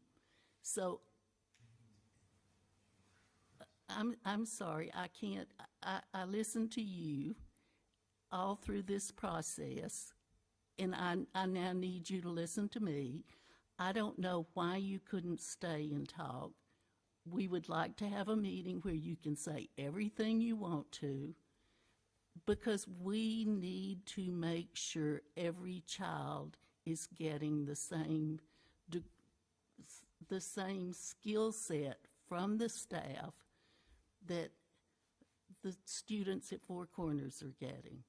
So that's where we are right now. I don't think we need a vote. I think we just need to continue. We have a year, another school year, to work toward a solution, and we all need to pull together as a community and as a school committee to solve this problem that is hanging over our heads. And the most vital thing to me is getting the 5th grade back into the elementary school and getting the 8th grade out of the high school, because that is the point where problems are arising. If you have an idea on how to make it happen, we're happy to listen to you.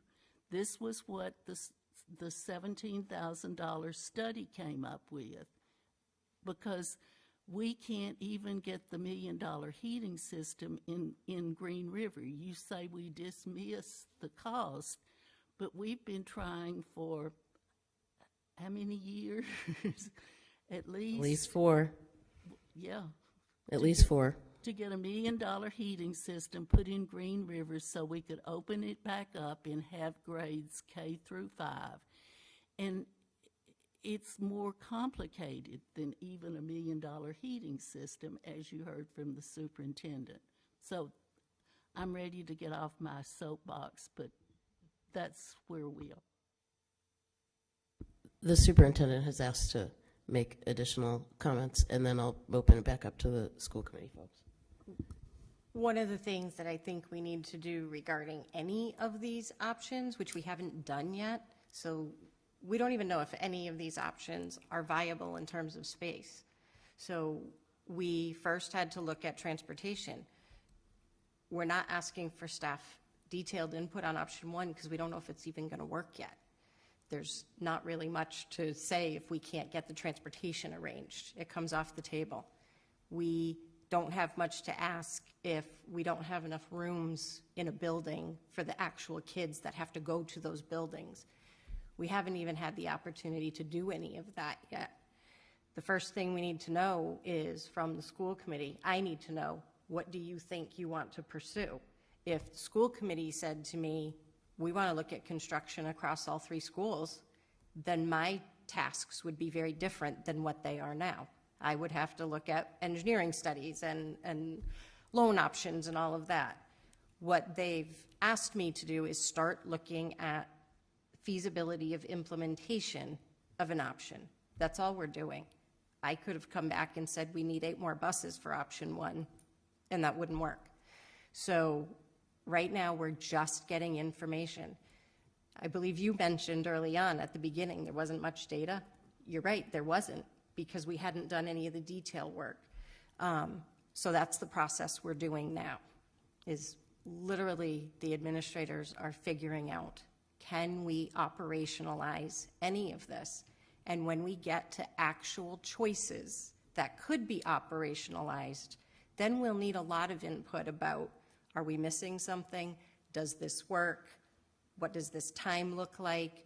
We'd have to meet with the union. Can we address working hours to accommodate the drop-off and pickup times? So there's a lot of pieces that still need to be figured out, and until then, we have no idea what's optional. So that's just what I want to share in terms of, I don't have a preference yet other than we need to figure out what works. I will say what I don't think is feasible is moving a group of kids periodically based on school enrollment. Whatever option we go to needs to sort of stick, because that, to me, is the most inequitable thing, is to change students that live in particular neighborhoods based on varying enrollment. So outside of that, I think we have very open minds about what is optional, and nothing's been decided yet. That's it. Thank you. School committee. Mayor Rita Gardner, go ahead. Just looking around to see if anybody else. You may say whatever you like, of course. I would hope that you might also comment on the appetite for construction and or renovation at our elementary schools. I was going to address that as well. Thank you. So probably the best thing I heard was we do not have to take a vote tonight, because in my initial review, and I've got it all tabbed here, so I've looked at it over and over again from the time we received this to just this week. So my initial statement would have been, we simply don't have enough information to take any kind of vote tonight. And I wasn't at the last meeting because I had COVID. So I was in isolation. So you wouldn't have wanted me here. But of particular concern to me was every single one of these options that was put out, that NESDAQ called out, has a cost to it.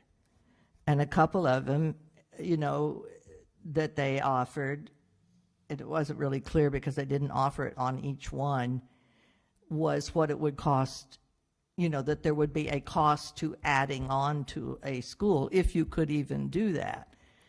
That isn't even clear yet either. So before we picked any option, I think that's what I want to say. Before we picked any option, there would be some basic level cost out that we would need to do. Of particular interest was in each one of them was just simply the internal costs of reconfiguring a building.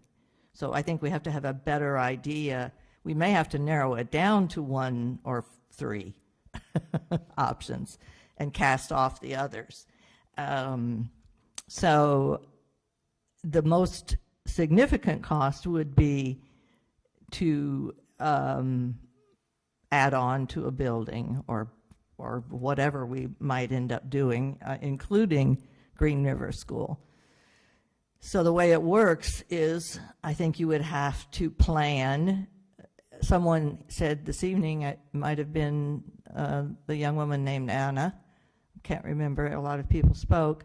She's sitting right there, she's still there. That this is something that might have to play out over several years.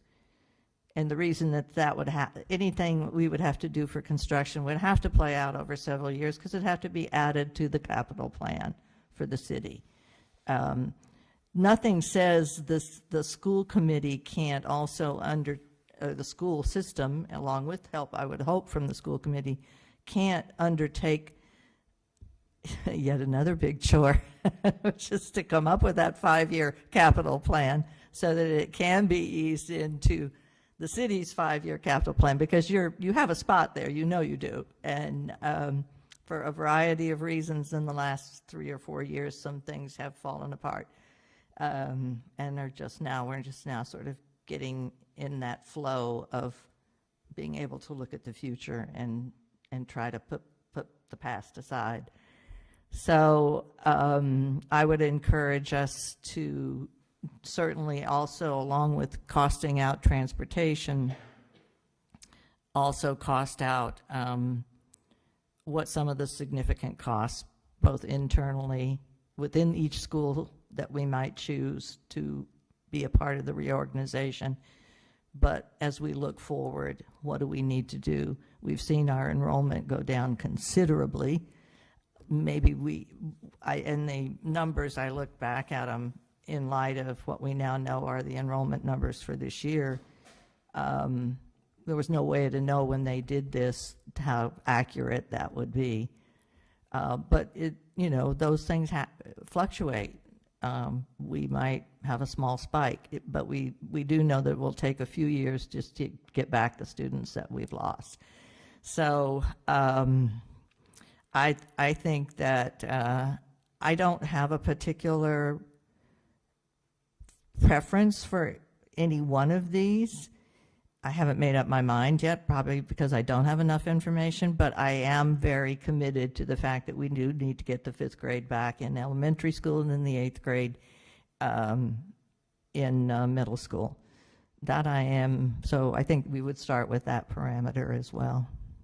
So I'm anxious to be a part of any discussions that go forward. I'm sorry I wasn't at the last meeting. And I'd like to hear from the teachers. I heard a lot about the option that you didn't want, but do you have an option you do want? Same as you. Same as you. Okay. Well, at least we're on the page. I assume that means about the 5th grade and the 8th grade? Yeah. So I think most of us here probably feel that way. But so I'm still all ears, and I still want to see us work towards a solution, but it doesn't have to be today or even tomorrow. Thank you. Other comments from the committee? I saw Member Deneen first, and then Member Johnson-McSaud.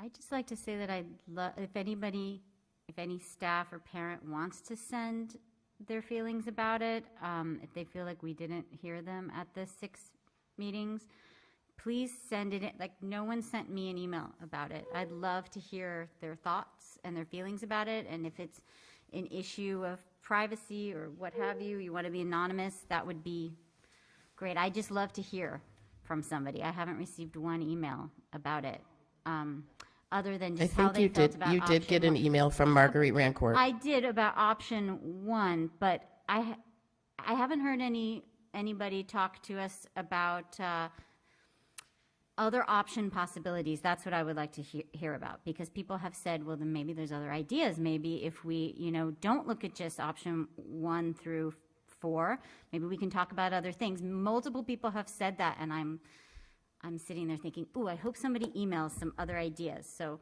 I guess what I'm saying is, please bring those forward if you have them. Please don't hold it close to your chest. Like I echo what Jean says. It would be lovely to hear that, because we haven't heard anything alternative. So we're just going with what we have in front of us. I'm on the subcommittee, but I feel like I need a refresher myself about what we did, because I feel like I was at a meeting with staff listening to people share their responses to our plan. We had a session like that, right? I feel like I heard a lot about We did 2 staff meetings. I might have missed one of them. One at the Okay. elementary level and one for high school, middle school. And the staff, we did it during a staff meeting time, so it was dedicated time that the staff was already scheduled to be at work for a meeting. And I do know that the committee members did share that they would stay past that, but the staff is able to leave at the end of their staff meeting time. And I certainly know that our belief and our intention was to get feedback, but I think what I'm perceiving is that the staff would like to be able to give more detailed feedback, which is certainly something that will happen. We just don't have the options identified for you to give feedback on yet. Because if we went now and said, give us feedback on options 1, 2, 3, 4, you would say, well, what does it cost for transportation? How many classrooms are going to be moved? What about the special ed programs? And we don't have the answers to that yet. So there's not anything new for you to share. Unless, like Elizabeth said, you have a different choice besides 1 through 4. That is definitely something. But Glenn, yes, we did have a middle school, high school, and an elementary staff meeting where all of the staff was supposed to be if they were at work that day. Yeah, and I remember hearing some pretty robust feedback at the one I was able to attend, and I did recall some staff staying after and talking to us and sharing feedback, and I appreciated that. And I see you, I heard you. So I think that, I mean, I guess I'm also concerned about any time when we're doing something and it feels to people like check the box, because that is something that's, I mean, real community engagement is very difficult to do and it requires a lot of resources, but I think we're committed to that. But I think that essentially what we did with the staff meetings as well as with the community meetings was share these kind of broad brush outlines and kind of put our finger on the pulse of what we were hearing. We were listening to people, and now we know, we're starting to get a better picture of where we want some more information. I feel like there was something I learned through the process too, which is, and I apologize if I missed this, Mayor, when you were talking about budget stuff, but that essentially there's something about how much we are able to borrow as a city, and we already have several major construction things that we're borrowing from, so the options in terms of borrowing aren't even really there for us at this point. And I think that it's conceivable that we could choose something and go with it based on our available budget now, but if money opened up for more construction at some point in the future, we could change the model. So. Do you want me to respond? Please. Okay. So you're right. There's a debt level that we do not want to exceed, and has ramifications. If we exceed it, it has ramifications both for what we can afford, but more importantly, our overall financial picture in the eyes of the state and the Department of Revenue and so forth. So we never want to borrow more, have debt that's more than we can pay for. But as debt comes on and debt comes off, and yeah, we're in that sweet spot where we have the library, we are, the high school's a little bit different because the city did vote for a debt exclusion, but the fact of the matter is we still have debt service on it. So that's money we have to pay out. It's there for a few more years. The fire station and the library won't hit that schedule for a couple more years too. So, I mean, this is a very rudimentary explanation of it. But what I do want to remind you that you have, that the fire station doesn't have, and that the library did have, is you have a funding source at the state. So that is the school building funding, whatever it's called. I always, authority, yes. And that's why I'm encouraging us to look out into the future, because you have to get on a list for that, just like the library had to get on a list for our new library. It doesn't happen overnight. So I think there's a way to plan out an option that might, if we decide that there's an option that needs to be like an add-on to a school or whatever we need to do. So, or if we somehow or other have that discussion finally in its fullness on the Green River School and whether it is worth keeping as a school building, or do we want to somehow do something else with it? So those are all the questions that need to be answered. But the situation is we can never fund additional school construction. It's just when, and how do we go about understanding that? And we can't do it unless we have some plan in place. Member Wall, please. Yes, what the ideal solution would be to build a new elementary school for Greenfield. I mean, that would be my dream scenario. And you know, all of you should go buy lottery tickets, I guess, so that we can have the money to do it immediately. But since we don't, we have to do something to make the situation work today. And we can, just like the library did, have I think it's been a 10-year plan to get all of the information together to figure out where the new elementary school would go and who's going to design it. And, you know, it's a long... Chuckling because we discussed that in 93 and 92 and Right. 94 as Right. well. Right, and I have talked with former school committee members who said everybody wanted elementary schools in their neighborhood and they wouldn't even talk about it. Well, now it's time to talk about it. And, you know, in 10 years, we could have a new elementary school, but right now, the children need help who are here and help us come up with a plan to make it work. Thanks. We already have plans for the vacant Wilson's building, is that right? That's a joke. People, that is a joke. So there's a building at the corner of Wells and Maine. Other comments from the school committee? Member Martini, go ahead.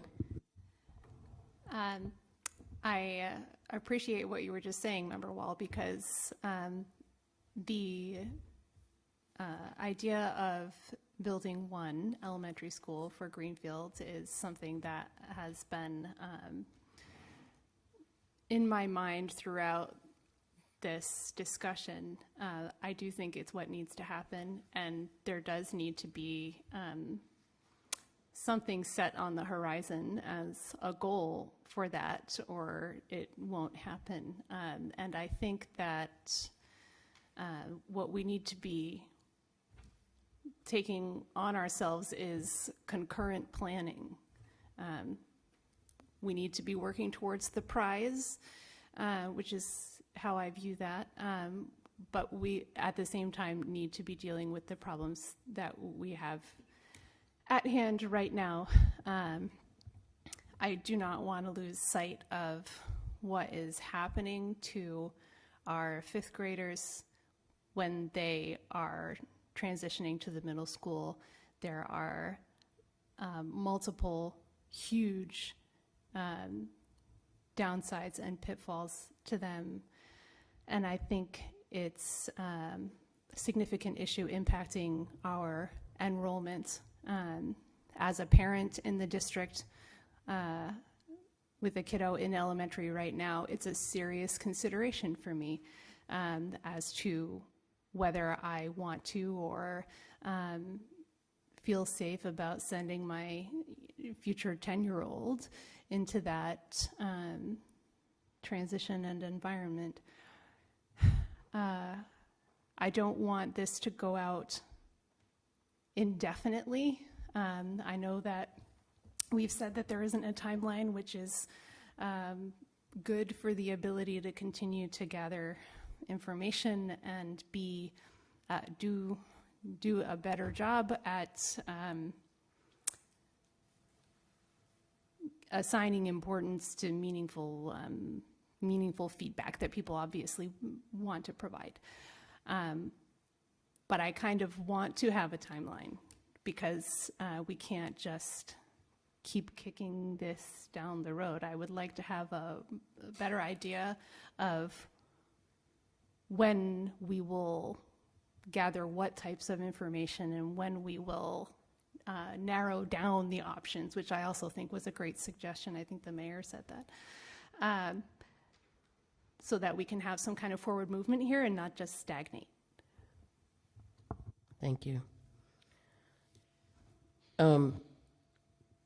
One thing that we heard kind of continuously was the interest in gathering additional feedback from staff and the interest from the staff in giving us more feedback. Could we have a motion to charge the redistricting committee with collecting additional feedback from staff? So moved. And do I have a second? Second. Thank you. And would anyone like to discuss that, particularly anyone on the committee? I said the one actionable thing that I heard. It's okay. The one actionable thing I heard was that there's interest in getting additional feedback from the staff, and there was interest from the staff in giving additional feedback. So could we charge the committee, the redistricting committee, with moving forward with that at this time? And that was the motion. And any discussion is welcome now. Secretary Ekstrom. Sure, that's fine. My only concern is, from an administrative standpoint, the information that would need to be collected in order to meet the questions that would be asked, because I can think of a multitude of questions that would come up just from myself, isn't information that can be collected at this time. I don't know that having a meeting would be productive now for the long term. Y'all are going to want to hit me on this one. My suggestion would be to have periodic meetings of, okay, this is what we've done here, and this is what we've come up with. I think that's an excellent point. Forward, as opposed to, having meetings where everyone says, I want this information, and the response is, we don't have that information, we're not that far into it yet. And then when the information is presented, then, okay, well, now that you got that, what about this? And I think it might be counterproductive to not take it in steps. That's my only thought. Thank you. I appreciate that. Any further discussion of that? Member Wall and then Member Deneve. I think that right now our goal should be for the committee itself to discuss the options, and that we still need to continue on with transportation in the Green River School as the big things right now to solve and talk about and get input on, instead of inviting the staff to come and tell us all the things that they want. I mean, I think that they want to hear these answers too.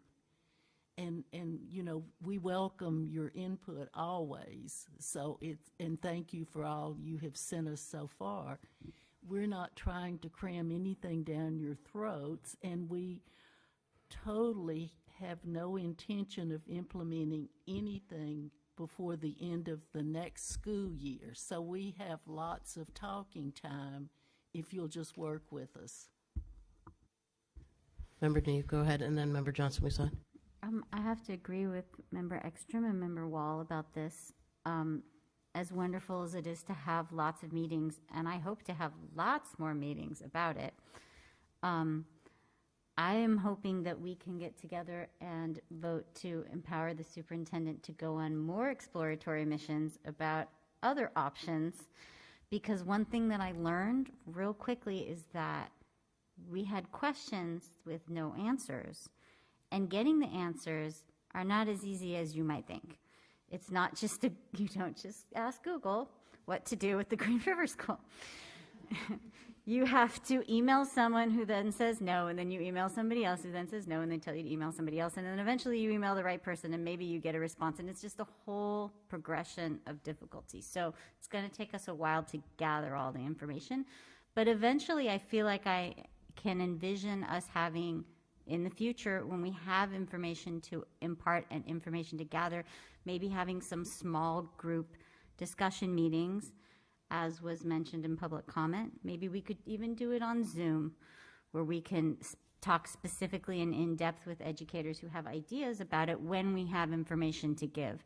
But I do worry that if we have too many meetings too soon, there might be some burnout and some difficulty maintaining some objectivity on what's in front of us. So I am looking forward to more meetings, for sure, in the future. Glenn, go ahead. I feel like one thing that through this process I kind of learned to accept was that it looks to me, based on the information I've gotten to have by being on this committee, that the construction and the Green River options are really not options because of expense and budget. But I feel like the public may need a presentation about exactly why that is.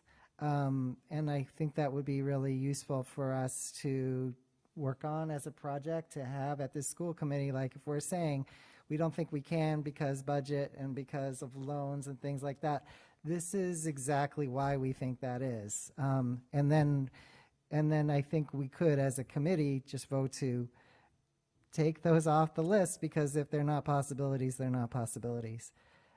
I guess I think in terms of gathering feedback from educators, I think it might be useful for, I'm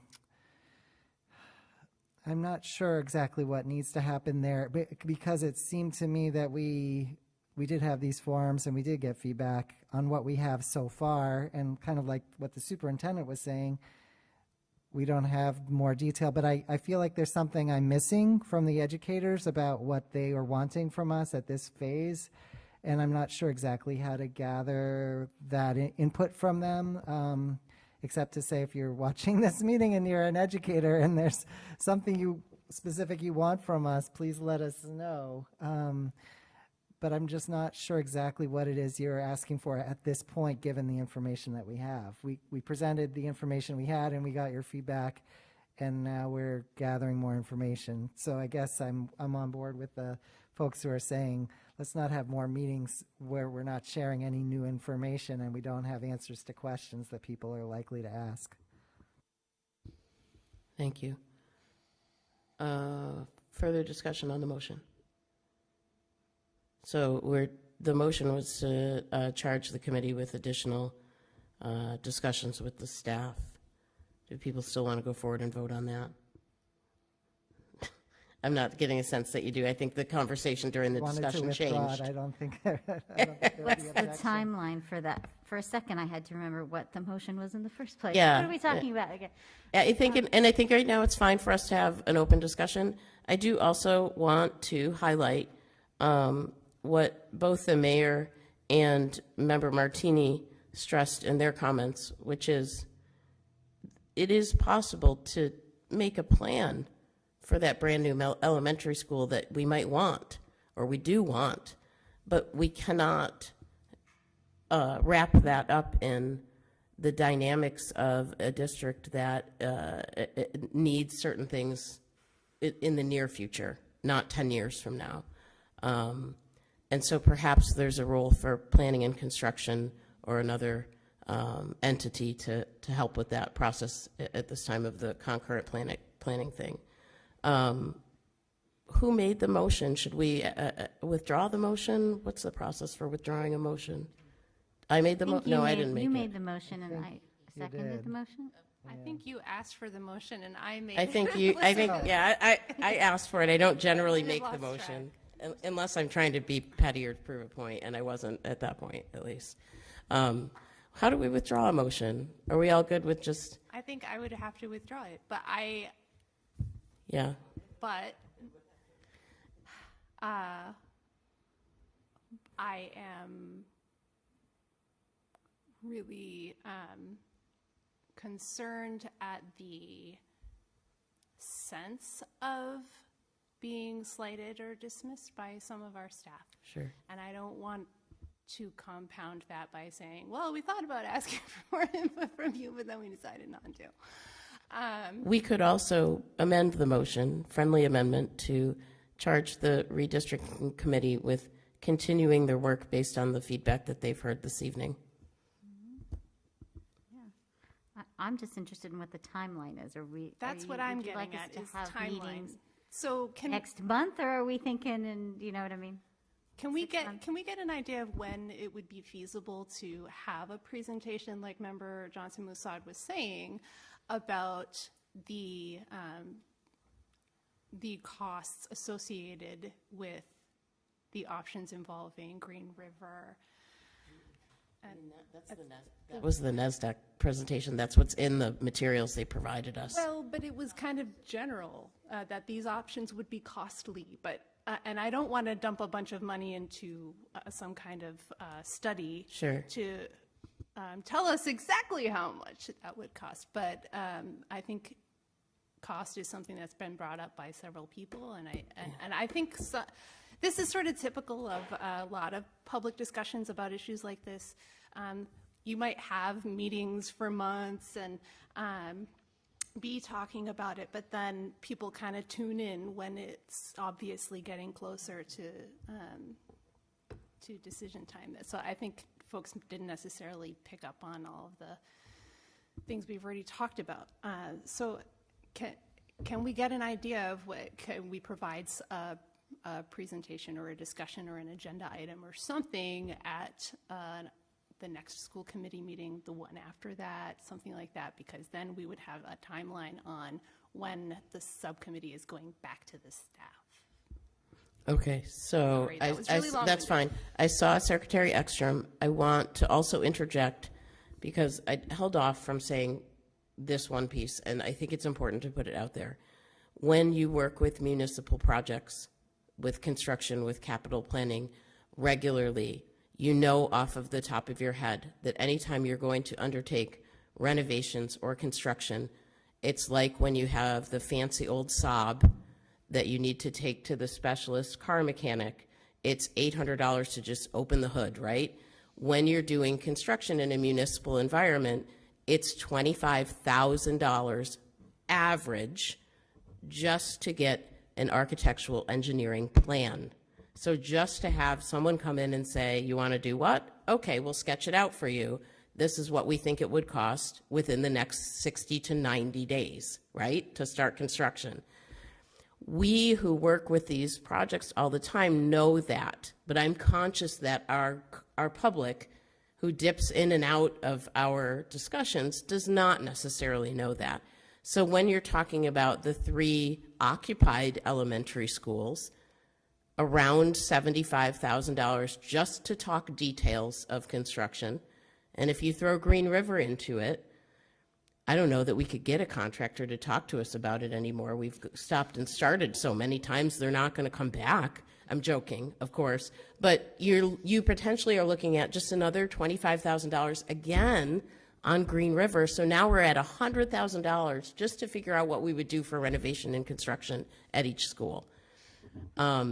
Is that the type of thing you would want in a presentation? Like, is that what you're getting at?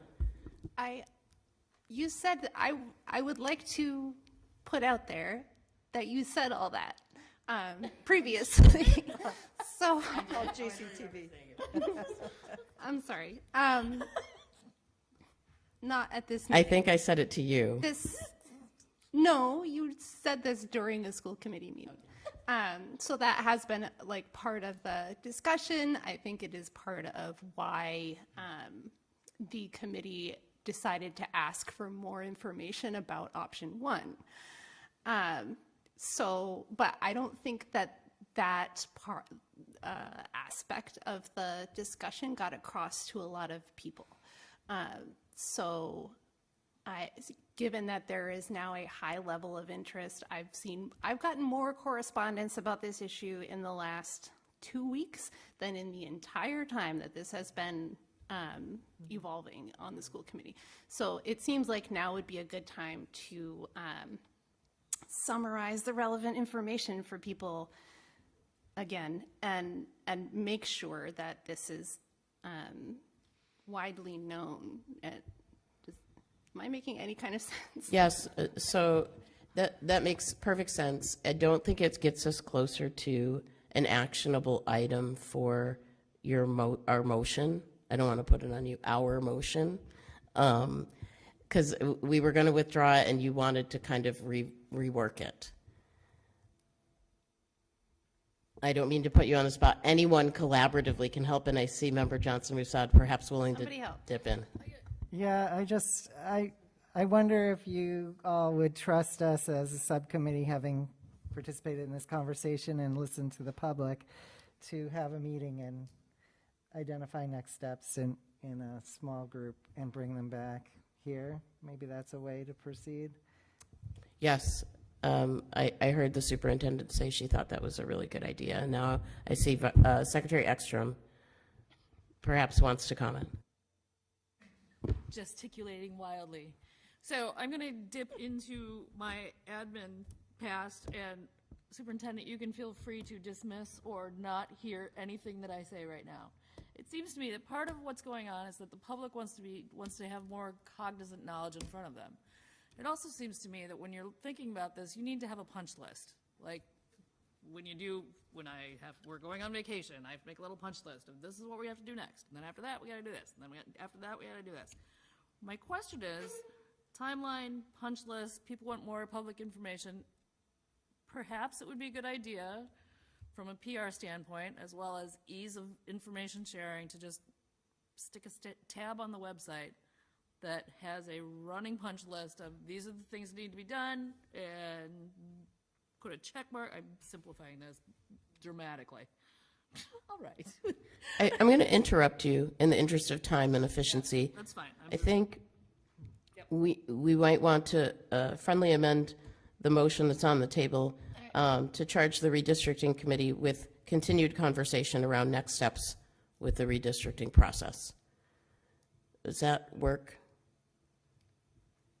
And let me add one more thing. Charging the redistricting committee with continuing discussions around next steps to include a timeline attempt. How about that? For my timeline folks. Well, I think you need to check with the person who made the motion. I am. She's not making eye contact with me, so I don't know what to do next. I like the timeline tag on there. Timeline attempt seems kind of vague, so can we just say timeline? Charge with a timeline. I'm fine with that. Yeah. Thank you. Yes. And the seconder was a member, Deneve, I believe. Right? Is that right? Or Marguerite Gardner? I can't remember who it was. Yes, and I second again. Okay. Susan Farber, do you have what you need? The motion is now to charge the redistricting committee to create a draft timeline. To continued conversations to include a draft timeline.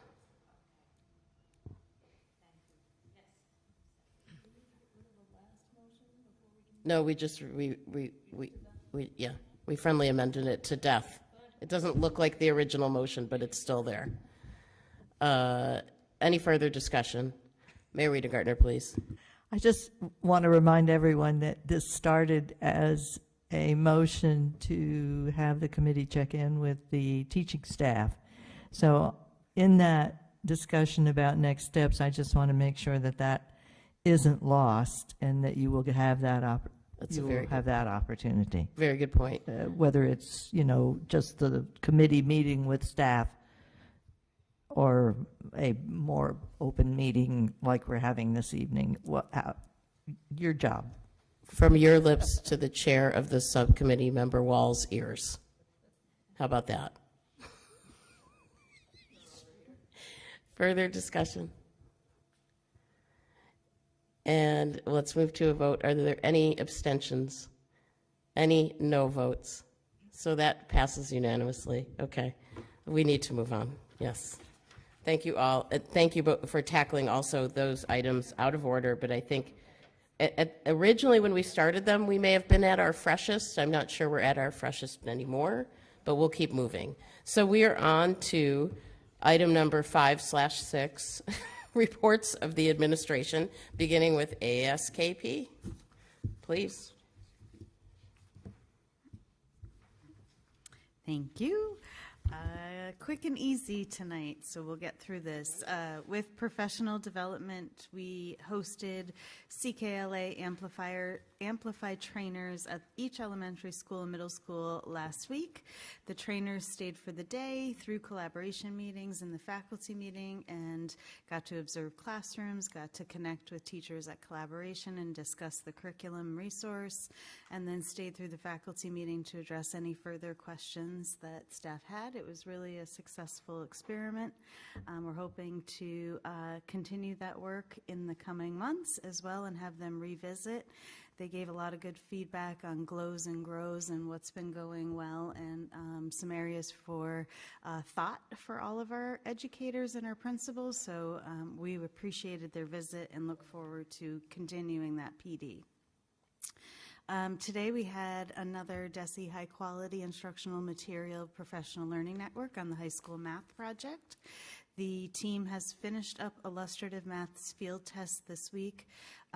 They will start Reveal Math on Monday, March 13th. Today we got to compile some teacher feedback and student feedback on illustrative math, and we went through that with our DESE partner, and we're looking forward to finishing the Reveal Math field test before April break, and then we will have a meeting with stakeholders to compare and contrast and see where our choices lie. With regards to grants, Title I just did another engagement opportunity for all the schools K through 7 in literacy math challenges over February break. The interventionists have been slowly providing me with feedback, and our numbers have increased since December's challenge. So we were really excited that more kids participated and took advantage of those opportunities over break. Our turnaround grant, we are now in the midst of DESE ILTs, and we've been working with the statewide system of support team. We met Monday all day. We toured the district. We toured buildings with them. 3 members were on site. We met with each principal and collaborated on future instructional leadership team agendas. And there are representatives from the staff on each of these teams, 2 at AEL, 4 at all of our other schools. Our work is to unify the district's goals to analyze our student data, review instructional practice, and ultimately improve student outcomes. So it was really exciting to all be on the same page and have those conversations. And lastly, I had the great experience on Friday to participate with UMass. They had an internship day at their Springfield campus downtown. The principal of the high school, middle school, and a staff member of the high school came, and we got to do mock interviews with 33 future educators that are going to be part of the UMass program.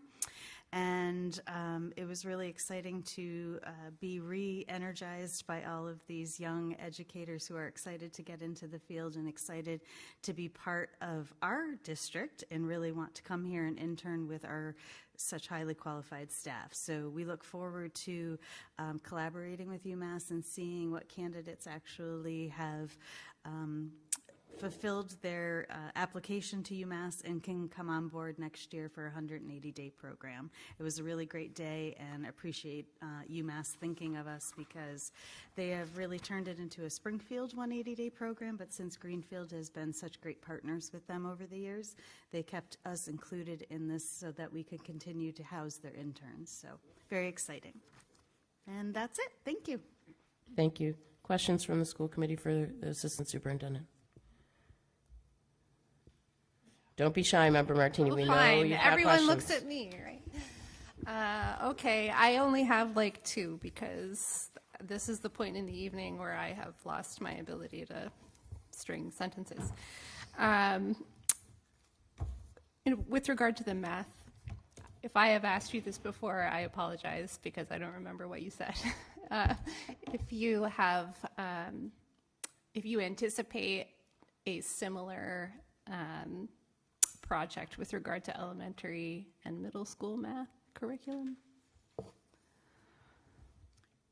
Middle school already participated in it 2 years prior to my position. So the year before this role, they actually participated in the adopted illustrative math. So they are in year 2.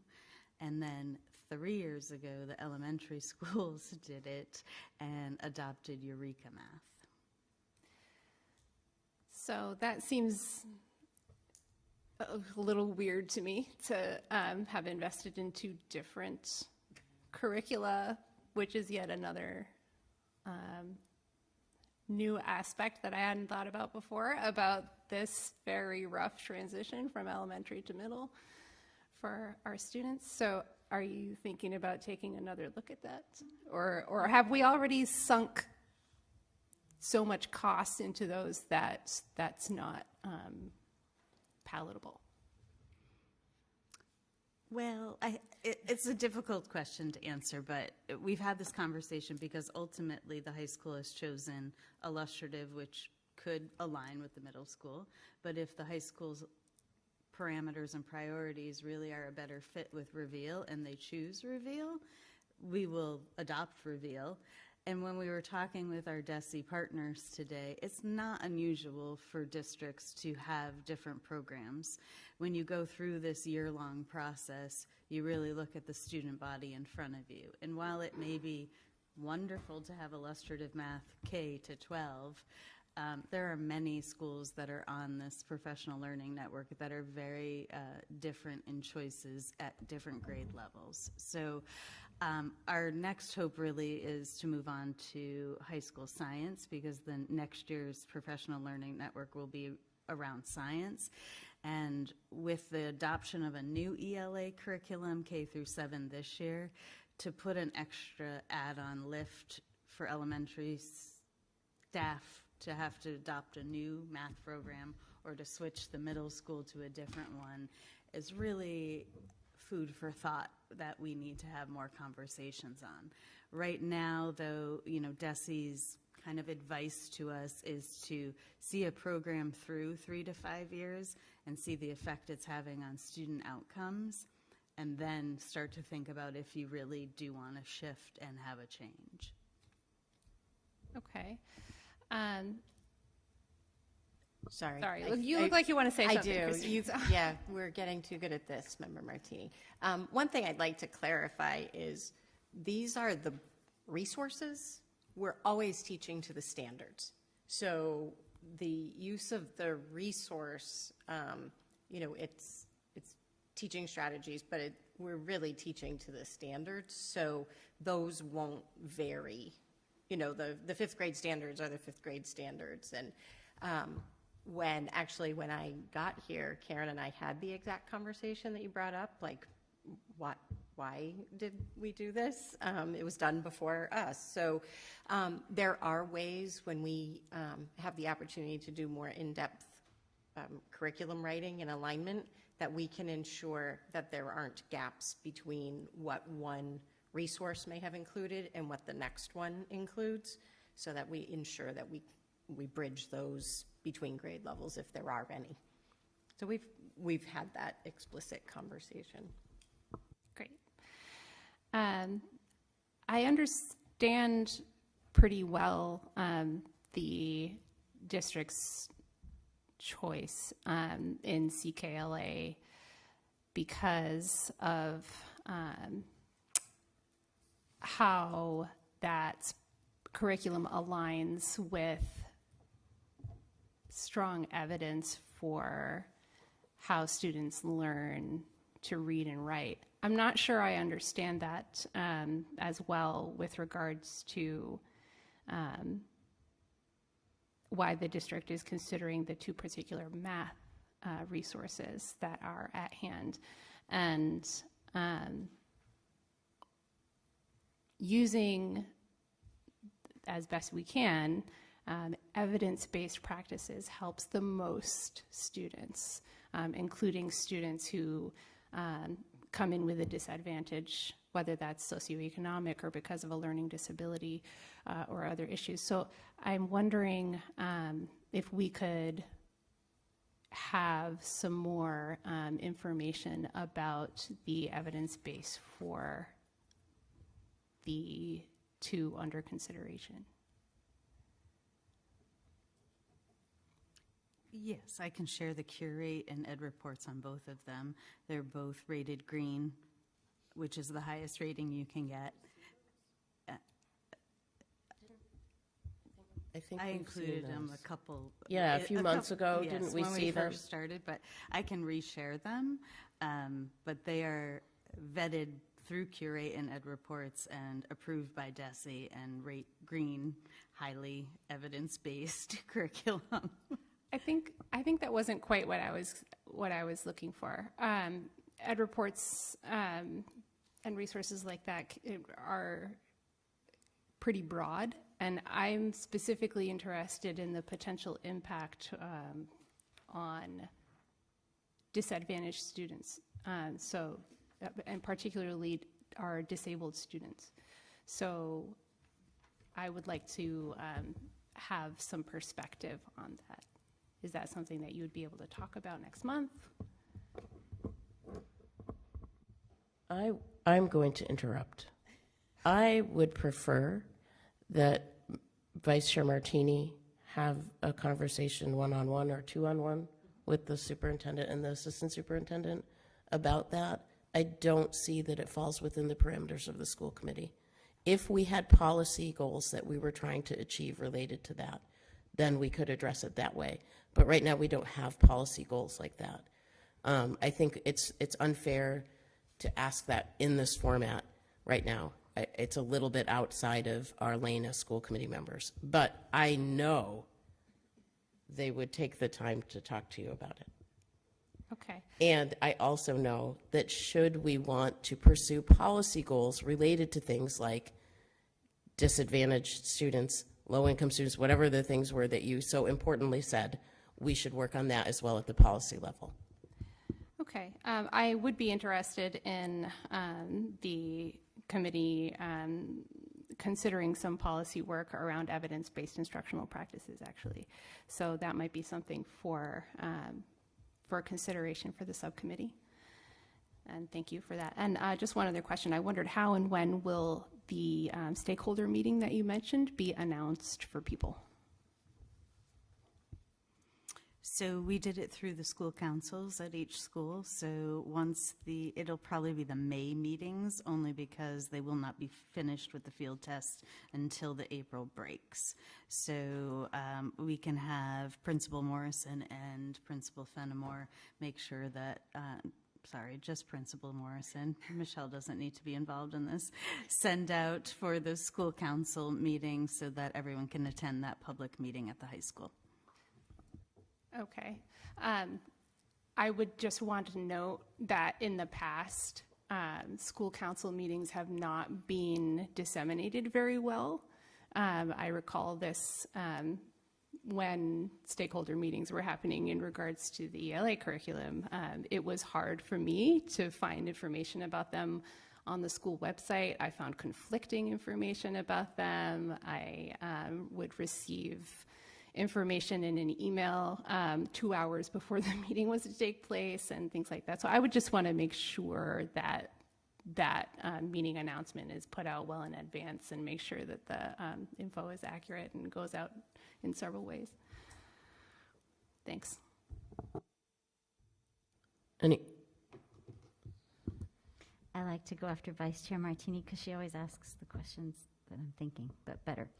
So I just wanted to piggyback on what she said about the student council, because when I was a parent, the middle school, I tried to get involved at student council meetings and literally could not get the information about them or attend them. The link either didn't work or nobody knew about it. When I called, there was no information. So I'm hoping, in addition to what Vice Chair Martini says, maybe someone could go through and check all of that information on the website and make sure that it's accessible, works on the calendar and such. So I also had a similar issue. I think you meant school council. I'm sorry, yes, school council. It's very late. My brain is also not working. Any other School council. comments from the school committee? Mayor, are you? Okay. Okay, so thank you, ASKP. We'll move on to the report from the superintendent. So the first thing I'm going to do is do an ad lib from my report, because we're in the process of reviewing all the information on the website that has already been happening. It is beyond the most tedious activity I could ever comprehend. There are thousands of pieces of data that are included that are years and years old, and I am clicking every link to see if it is something we need to archive or keep, because we will be updating the platform for our website in the next few months. So it is in process, but it is like watching grass grow, just so you know. It's a Herculean task, I know, personally, and so I am so thankful that you're doing it. But we're doing it. Amazing. Caitlin Von Schmidt's extreme sympathy, having just done that. Yeah. Yes, but anyway, so we are in process of that. The other thing I want to, no, I'll add that after. So one thing I want to share is last month, Glenn had asked about, I believe you asked about getting student reports out, or it has come up. You're my context for that comment, but okay, so we are going to do that.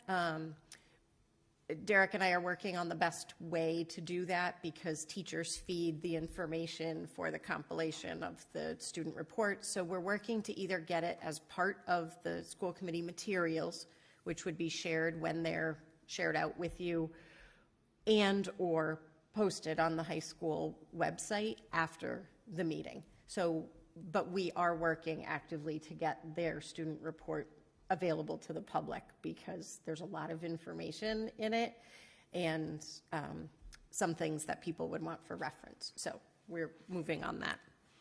I'm going to do my celebration last. So the first section of my report is called Celebrations. I'm going to do that last. I am very pleased to say that we've hired 2 new staff for the district. We have an IT director.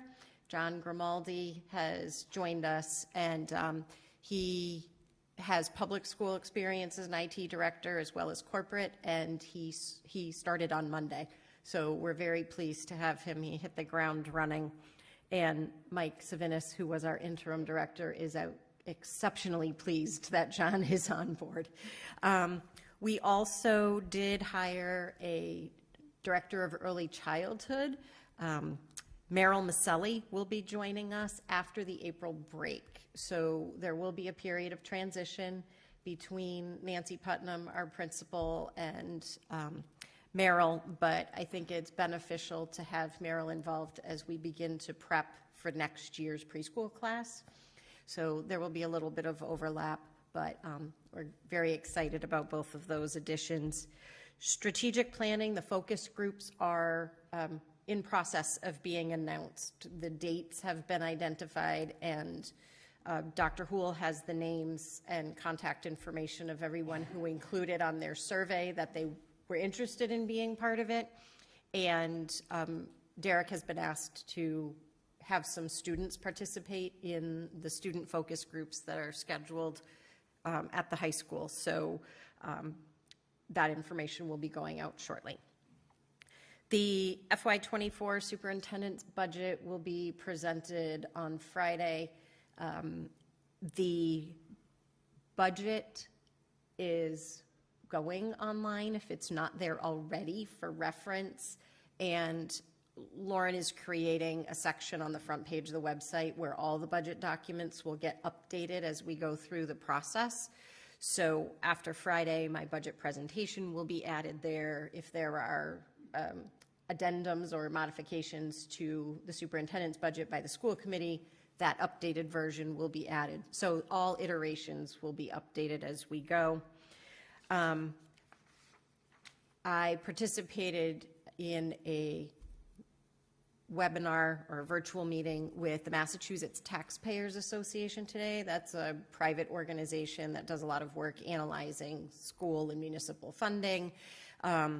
But as part of today's presentation, what they did was give an overview of the impact of the governor's proposed budget for education. I included some bullets that are relevant. I'll go through a couple. The millionaire's tax, as it's referred to, they refer to it as a surtax. There was an agreement, well, that's a tax on something taxed. So, well, just for clarification. So there was an agreement at the legislative level that there would be no expenditure of that revenue in FY23, and there's a cap on it of expending. They're budgeting no more than $1 billion of that in FY24. Of the billion, 51% is allocated for education, 49% for transportation. Of the 51%, 1% is budgeted for K-12 education. Ooh. Yes. Don't spend it all in one place. I'm just reporting what was reported. So what that does reflect is $10 million. It's no small change, but it is 1% of $1 billion revenue, anticipated revenue source. The governor's budget proposal does reflect the largest increase year over year in Chapter 70, which is a 9.8%, but 56% of that increase is distributed to 23 of the state's highest need districts. The Student Opportunity Act minimum pupil funding is an extra $30 per pupil in a district that gets SOA funding. Last year, it was budgeted at $30 in the governor's budget, and the legislators increased it to $60. So we'll see what happens there. The circuit breaker, that's reimbursement for high-cost special education needs, but it's basically retroactive. We're requesting reimbursement for expenses we've already paid, is funded at 75%, which is a slight increase over what it's funded at now, with transportation, out-of-district transportation claims budgeted to be funded at 100%. So I just want to explain the circuit breaker. To qualify for reimbursement under this program, the expense for a particular student's needs has to hit a certain amount, and then we get 72% of what's over that. So if, I'm making up numbers for an example, if the minimum level is 50,000 and we spend 60, we get 72% of the 10,000. So, but the threshold is much higher than 50,000, but that's easy math at this time. So the funding has increased a few percent. The governor's budget also includes increased funds for extraordinary relief. Extraordinary relief is districts can apply for additional money for special education costs that were unanticipated or exceptionally high. One of the places that the extraordinary relief is being talked about is in regard to the 14% increase in out-of-district tuition costs. So if a student needs to attend an approved out-of-district program, this for next year, those programs were allowed to increase their tuition costs by 14%. Extraordinary relief would give districts some relief from those costs. However, we're being told that the circuit breaker threshold applies. So it's not, we're going to get all 14% back. And for our district, it's almost $500,000. That 14% represents almost $500,000. So just context. Funding for free school meals is being addressed apparently in a supplemental budget. It's not in the FY24. Statewide enrollment for the first time since FY20 saw an increase, but statewide the increase was only about 1,400 students. So in FY21, I believe it was about 40,000 students left the state. Now we've gained back 1,400. The vast majority of the students that the state has lost are elementary. So, and then according to the Mass Taxpayers presentation today, they gave an expected timeline that would have the governor's budget, or whoever's budget it is by that point, in conference committee in June with a potential signature on the budget by July. So those are the highlights or lowlights depending on your perspective. Don't forget about your celebrations. Oh, I won't. Okay. I won't. I'm turning back. The other piece was that on Friday, while Karen was at UMass, I was able to attend a superintendent's meeting with all the legislators from the area. So I was able to sit with other superintendents from this area with Joe Comerford. And we were able to talk primarily about the governor's budget.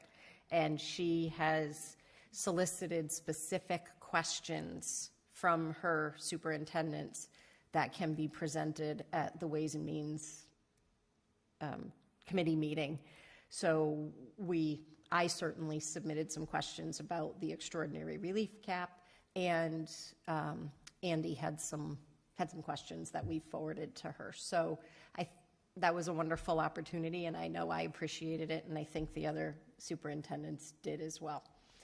So, okay, again, that's mass taxpayers, but it is in line with other information we've seen from the governor's budget. Okay, the wonderful thing I want to share is I was at Federal Street not long ago, and Kelly was exceptionally proud, as she should be, to have shared some data that came out where district-wide, you may remember some of my goals, which the administrators share as well, around analyzing student data and making instructional change. And from what I saw, they're doing an extraordinary job of that. And Kelly has strips of colorful paper all over her walls that were generated by the staff during a data review that happened during staff meetings and professional learning time. And I wanted to share the summary of that. It's attached.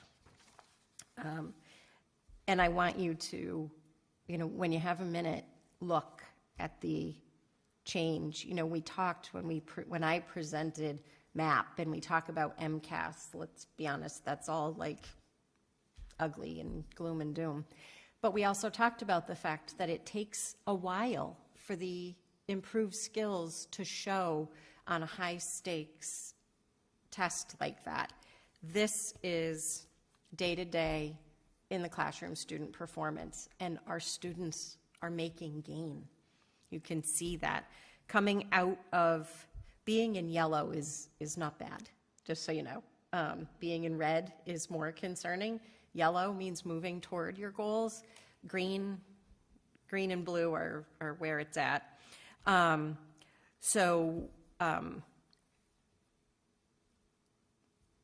Everything here shows improvement.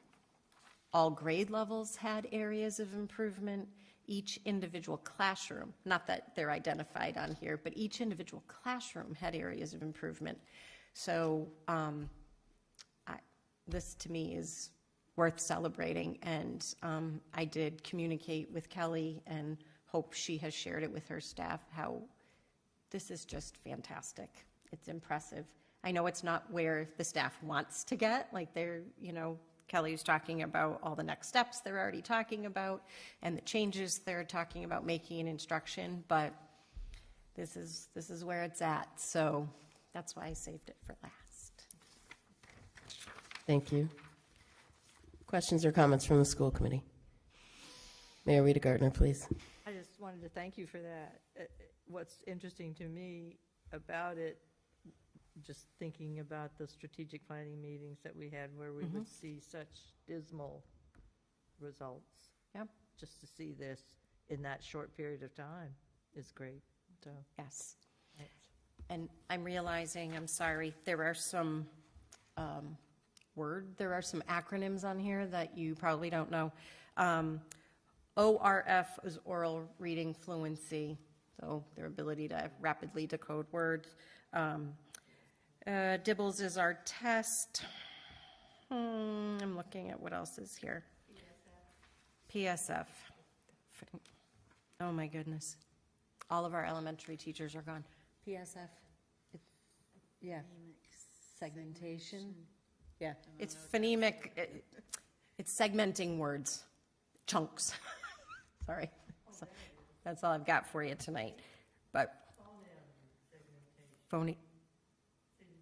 Yes, phoneme segmentation. Yes, thank you. Sorry, I just realized there were initials on that page. So, other comments or questions from the committee? Secretary Ekstrom. I don't want to bring the room down, but I just want to revisit your third bullet from the Massachusetts Taxpayers Association. Oh, that's less exciting than the Federal Street stuff. Absolutely, and I by no means do I want to downplay this Federal Street, because I was reading it and making me happy and almost getting me to forget this crap. Anyway, this stuff. Of the 1 million, 51% is allocated for education, with 1% of that used for K through 12 education. Yes. The 1% equates to approximately 10 million across the state. Yes. Yeah.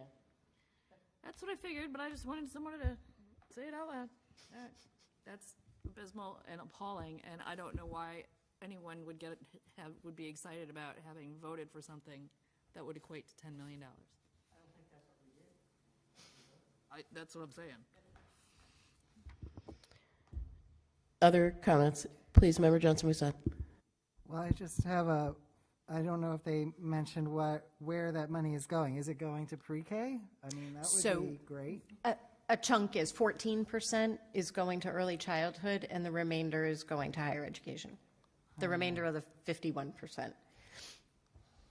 But I do agree with you, 14% of $1 billion to early childhood, I mean, that's, that helps everybody, in my opinion, so. Yeah, that's going to have impacts on our outcomes as well, so it's not all bleak, but I guess I would just want to, maybe Senator Comerford can share some more information with us about why it's so much is needed in higher ed. I think she's one of the chairs of the higher ed committee or something.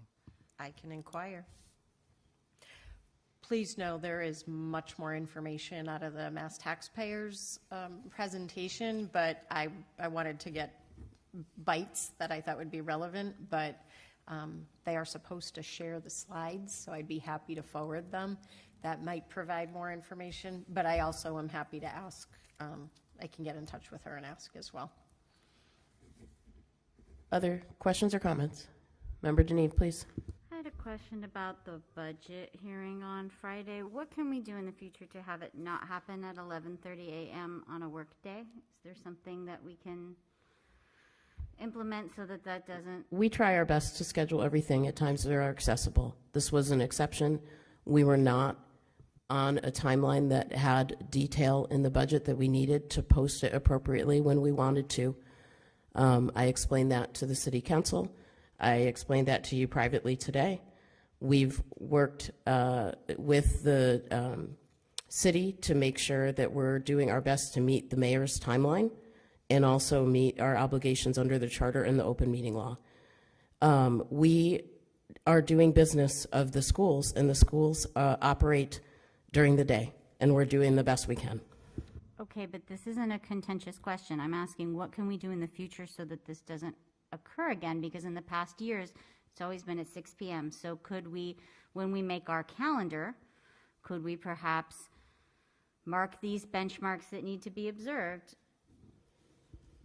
I hear a sigh. Did you want to chime in, or?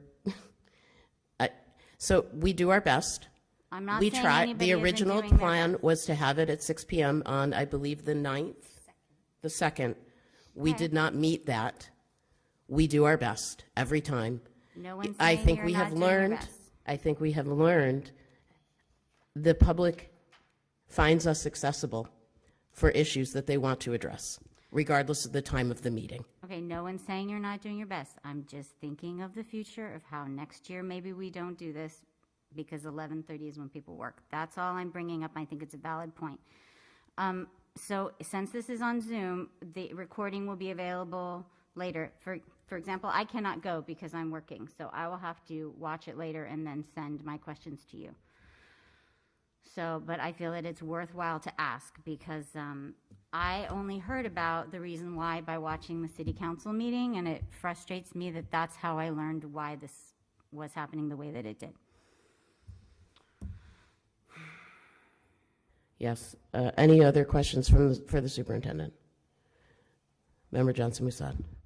I just wanted to appreciate Member Deneve for asking those questions, and I think it is something that we can look at for next year. I mean, just constructively, what were the things that have been positive about our budget process this year, and what are the things that can be improved in the future? And I hope we can do that.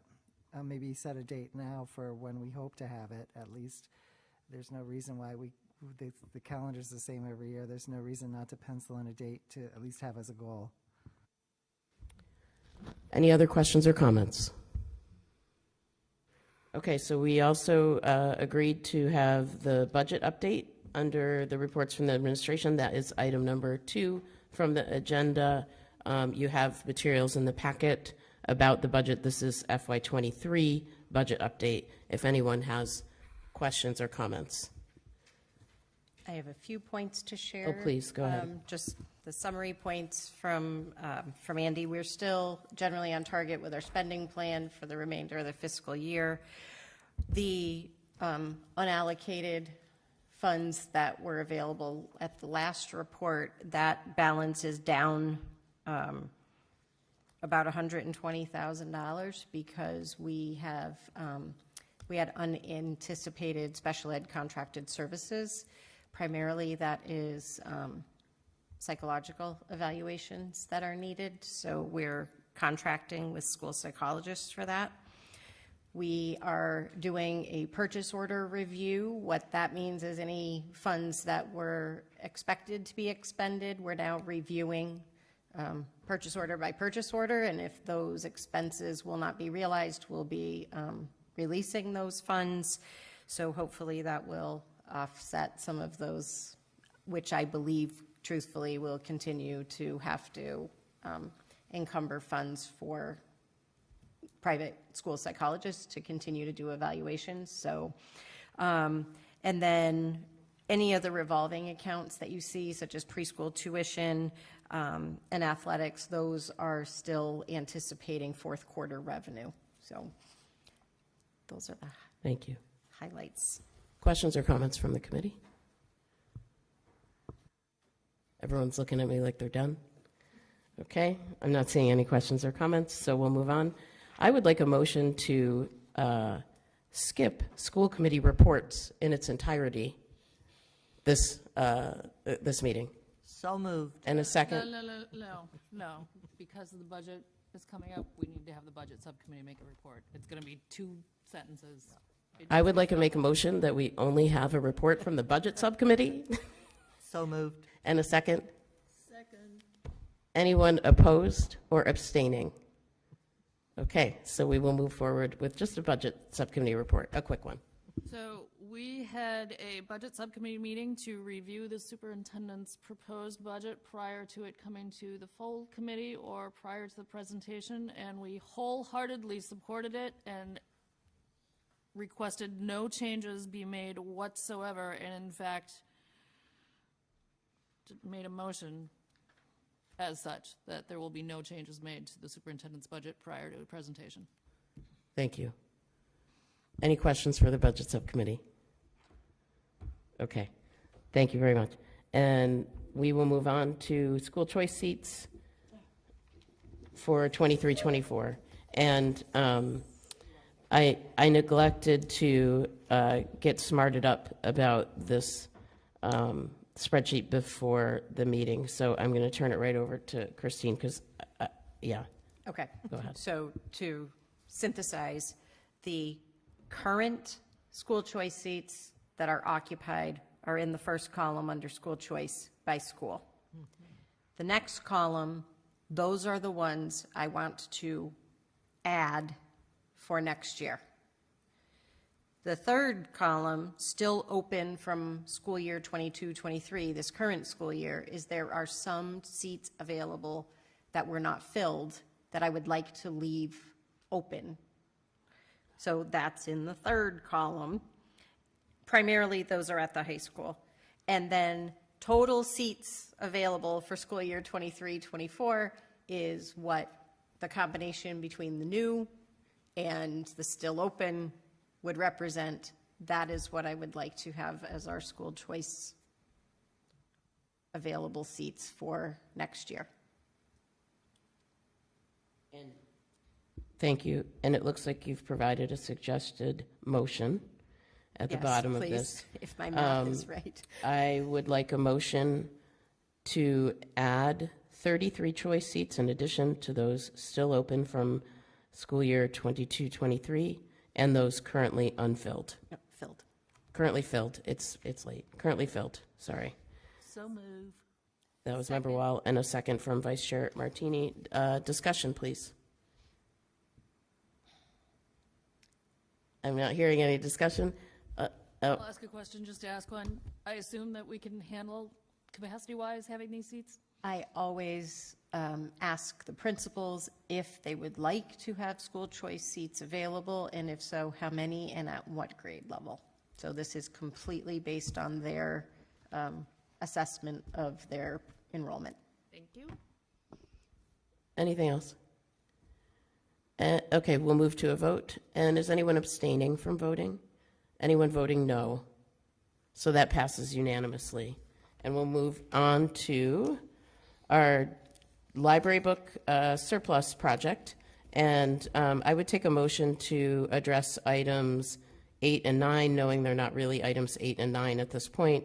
The GMS surplus of library books and the AEL surplus of library books as consent items. Can I get a motion to that? So moved.